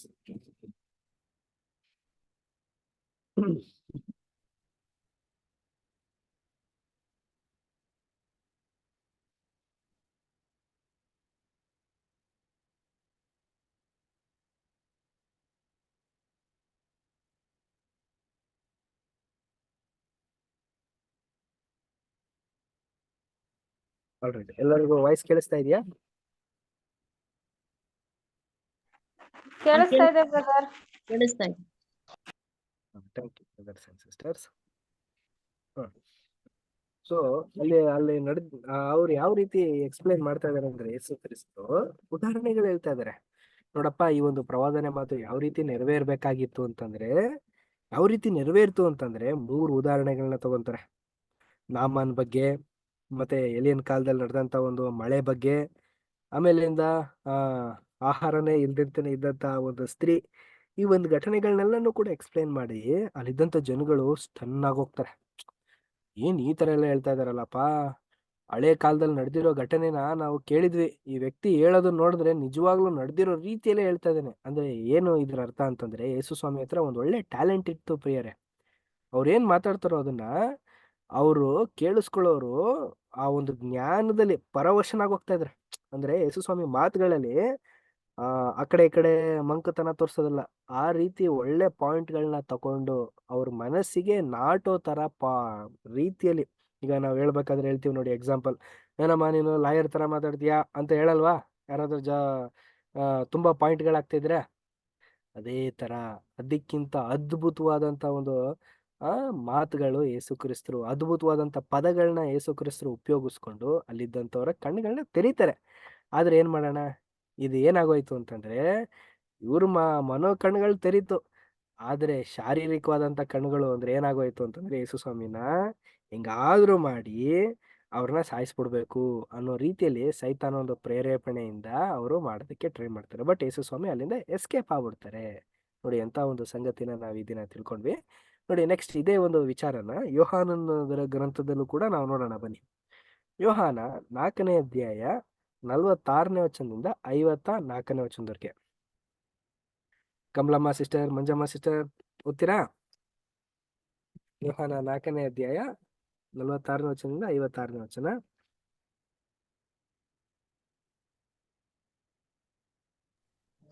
ಬ್ರದರ್ 4ನೇ ಅಧ್ಯಾಯನಾ? ಹೌದು ಸಿಸ್ಟರ್. ಎಷ್ಟನೇ ವಚನ? 46ನೇ ವಚನದಿಂದ 56. ಯೋಹಾನ 4ನೇ ಅಧ್ಯಾಯ 46ನೇ ವಚನದಿಂದ 56. ಓದ್ಲಾ ಬ್ರದರ್? ನಮ್ಮ ಕಮಲಮ್ಮ ಸಿಸ್ಟರ್ ಓದ್ತಾರೆ ಸಿಸ್ಟರ್. ಓಕೆ. ಈಗಿರಲಾಗಿ ಯೇಸು ತಾನು ನೀರನ್ನು ದ್ರಾಕ್ಷಾರಸವಾಗಿ ಮಾಡಿದ್ದ ಗಲಿಲಾಯದ ಕಾನಾನ್ ಊರಿಗೆ ಮತ್ತೊಮ್ಮೆ ಬಂದನು. ಅಲ್ಲಿದ್ದ ಅರಮನೆಯ ಒಬ್ಬ ಪ್ರಧಾನನ ಮಗನು ಕಪೆರ್ನೌಮಿನಲ್ಲಿ ಅಸ್ತವ್ಯಸ್ತನಾಗಿದ್ದನು. ಯೇಸು ಯೂದಾಯದಿಂದ ಗಲಿಲಾಯಕ್ಕೆ ಬಂದು ಸುದ್ದಿಯನ್ನು ಆ ಪ್ರಧಾನನನ್ನು ಕೇಳಿದಾಗ, ತನ್ನ ಮಗನು ಸಾಯುವ ಹಾಗಿದ್ದರಿಂದ ಯೇಸುವಿನ ಬಳಿಗೆ ಹೋಗಿ, ನೀನು ಇಳಿದು ಬಂದು ನನ್ನ ಮಗನನ್ನು ಸ್ವಸ್ಥ ಮಾಡಬೇಕೆಂದು ಬೇಡಿಕೊಂಡನು. ಯೇಸು ಅವನಿಗೆ, ನೀನು ಸೂಚಕ ಕಾರ್ಯಗಳನ್ನು ಅದ್ಭುತ ಕಾರ್ಯಗಳನ್ನು ನೋಡಿದ್ದರೆ ನಂಬುವುದೇ ಇಲ್ಲವೆಂದು ಹೇಳಿದ್ದನು. ಆ ಪ್ರಧಾನನು, ಸ್ವಾಮಿ, ನನ್ನ ಮಗನು ಸಾಯುವುದಕ್ಕೆ ಮುಂಚೆ ನೀನು ಬರಬೇಕು ಅನ್ನಲು ಯೇಸು ಅವನಿಗೆ, ನಿನ್ನ ಮಗನು ಬದುಕುತ್ತಾನೆ, ಹೋಗು ಎಂದು ಉತ್ತರ ಕೊಟ್ಟನು.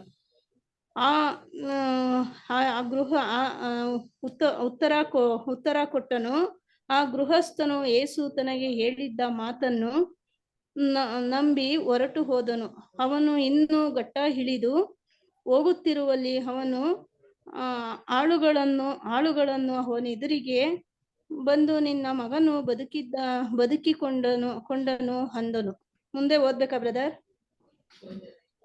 54ನೇ ವಚನದವರೆಗೂ ಕಂಪ್ಲೀಟ್ ಮಾಡಿ ಸಿಸ್ಟರ್. ಎಷ್ಟು ಗಂಟೆ ಅವನಿಗೆ ರೋಗ ಆಯಿತೆಂದು ಅವರನ್ನು ಕೇಳಿದಾಗ, ಅವರು, ನಿನ್ನೆ ಮಧ್ಯಾಹ್ನದ 1 ಗಂಟೆ ಜ್ವರವು ಅವನನ್ನು ಬಿಟ್ಟಿತು ಅಂದರು. ಆಗ ನಿನ್ನ ಮಗನು ಬದುಕುತ್ತಾನೆಂದು ಯೇಸು ತನಗೆ ಹೇಳಿದ್ದ ತಾಸಿನಲ್ಲಿಯೇ ಆದಾಯಿತೆಂದು ತಂದೆಯು ತಿಳಿದುಕೊಂಡಿದ್ದರಿಂದ ಅವನ ಮನೆಯವರೆಲ್ಲರೂ ಅವನನ್ನು ನಂಬಿದ್ದರು. ಯೇಸು ಯೂದಾಯದಿಂದ ಗಲಿಲಾಯಕ್ಕೆ ಬಂದ ಮೇಲೆ ಆ 2ನೆಯ ಸೂಚಕ ಕಾರ್ಯವನ್ನು ಮಾಡಿದ್ದನು. ಸಾಕು ಸಿಸ್ಟರ್. ಪ್ರಿಯ ಸಹೋದರ ಮತ್ತು ಸಹೋದರಿಯರೇ, ಈ ಒಂದು ಕೆಪೆರ್ನೌಮ್ ಸ್ಥಳದಲ್ಲಿ ನಡೆದಿರುವಂತ ಒಂದು ಘಟನೆ, ಅದ್ರ ಬಗ್ಗೆ ಇಲ್ಲಿ ಹೇಳ್ತಾ ಇರೋದೇನು ಅಂತ ನಾವು ನೋಡ್ಬೇಕಾದ್ರೆ, ಅವರ ಒಂದು ಅದ್ಭುತ ಕಾರ್ಯಗಳು ಯಾವ ರೀತಿ ಇತ್ತು, ಯಾವ ರೀತಿ ಅದನ್ನ ಹೊಂದ್ಕೊಂಡ್ರು ಜನಗಳು ಅನ್ನೋದನ್ನ ಇಲ್ಲಿ ವಿಶ್ಲೇಷಣೆ ಮಾಡ್ತಾ ಇದ್ದಾರೆ. ಬಹುತೇಕ ಇಲ್ಲಿ ಯೇಸು ಕ್ರಿಸ್ತರು ಏನ್ ಮಾಡಿದ್ರು ಅಂತಂದ್ರೆ ನಿನ್ ನಂಬಿಕೆ ಇದ್ರೆ ಸಾಕಪ್ಪ ನಿನ್ನ ಮಗ ಗುಣ ಆಗ್ತಾನೆ ಅಂತ ಅಂದ್ಬಿಟ್ಟು ಹೇಳಿದ್ರು. ಅದು ಯಾವ ರೀತಿ ಪರಿಣಾಮ ಇತ್ತು ಅಂತಂದ್ರೆ ಹೇಳಿದ ಕ್ಷಣದಲ್ಲೇನೆ ಆ ವ್ಯಕ್ತಿ ಗುಣ ಆಗೋದು. ನೋಡಿ ಎಂತ ಒಂದು ವಿಶೇಷವಾದಂತ ಒಂದು ಅದ್ಭುತ ಅಂತಂದ್ರೆ ತುಂಬಾ ಮೈ ರೋಮಾಂಚನ ಉಳ್ಳಂತ ಒಂದು ಅದ್ಭುತಾನೇ ಹೇಳ್ಬೋದು. ನೋಡಿ ಯಾವುದೇ ಮೆಡಿಸಿನ್ ಇಲ್ಲ, ಯಾವುದೇ ಒಂದು ಸರ್ಜರಿ ಇಲ್ಲ, ಏನು ಆಪರೇಷನ್ ಬಿಲ್ ಕಟ್ಟಂಗಿಲ್ಲ, ಏನೂ ಇಲ್ಲ ನೋಡಿ. ಆದ್ರೆ ಈ ವ್ಯಕ್ತಿ ಏನ್ ಮಾಡಿದ್ದಾನೆ ಅಂತಂದ್ರೆ ಅದಕ್ಕಿಂತ ಮುಂಚೆನೇ ಇನ್ನು ಪ್ರಯಾಸ ಪಟ್ಟಿದ್ದಾನೆ. ನಂಬಿಕೆ ಇಟ್ಟು ಏನ್ ಮಾಡಿದ್ದಾನೆ ಅಂತಂದ್ರೆ ಟ್ರಾವೆಲ್ ಮಾಡ್ಕೊಂಡು ಬಂದಿದ್ದಾನೆ. ತುಂಬಾ ದೂರ ಟ್ರಾವೆಲ್ ಮಾಡಿದ್ದಾನೆ ಅಂತಾನು ಕೂಡ ಇಲ್ಲಿ ಉಲ್ಲೇಖ ಮಾಡ್ತಾ ಇದಾರೆ. ಅವನು ಟ್ರಾವೆಲ್ ಮಾಡ್ಕೊಂಡು ಬಂದು ವಾಪಸ್ ಟ್ರಾವೆಲ್ ಮಾಡ್ಕೊಂಡು ಹೋಗೋವರೆಗೆ ಏನಾಗಿದೆ ಅಂತಂದ್ರೆ ಅವನ ಸೇವಕರುಗಳು ಬಂದು ಅವನಿಗೆ ಸಿಹಿ ಸುದ್ದಿನ ತಿಳಿಸ್ತಾ ಇದ್ದಾರೆ.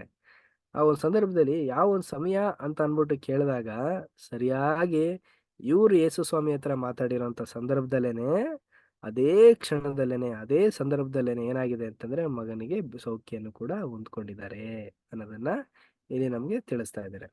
ಓಕೆನಾ? ಸೊ ನಾವು ಈ ಒಂದು ಪ್ಯಾರಾಗಳನ್ನೆಲ್ಲನೂ ಕೂಡ ನಾವು ತಿಳ್ಕೊಂಡ್ವಿ. ನೆಕ್ಸ್ಟ್ ಒಂದು ಕಾಂಟೆಕ್ಸ್ಟ್ ಏನಿರುತ್ತೆ ಅಂತ ನಾವು ನೋಡ್ಬೇಕಾದ್ರೆ ಇದ್ರದ ಸಂಗತಿ ಮೇಲೆನೆ ಒಂದು ಸ್ವಲ್ಪ ಪಾಠಗಳಿರುತ್ತೆ. ಇದ್ರ ಬಗ್ಗೆ ಒಂದು ಸ್ವಲ್ಪ ಸಾರಾಂಶಗಳನ್ನು ಕೂಡ ನಮ್ಮ ಸಹೋದರಾದಂಥ ರಜಲ್ ಬ್ರದರು ಹೇಳ್ತಾರೆ.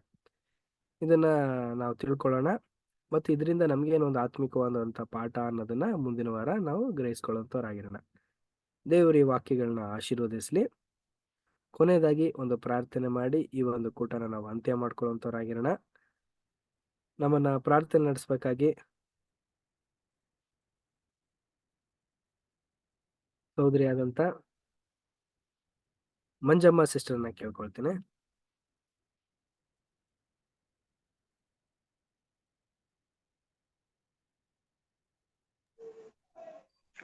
ಪ್ರಾರ್ಥನೆ ಮಾಡ್ಕೊಳ್ಳೋಣ.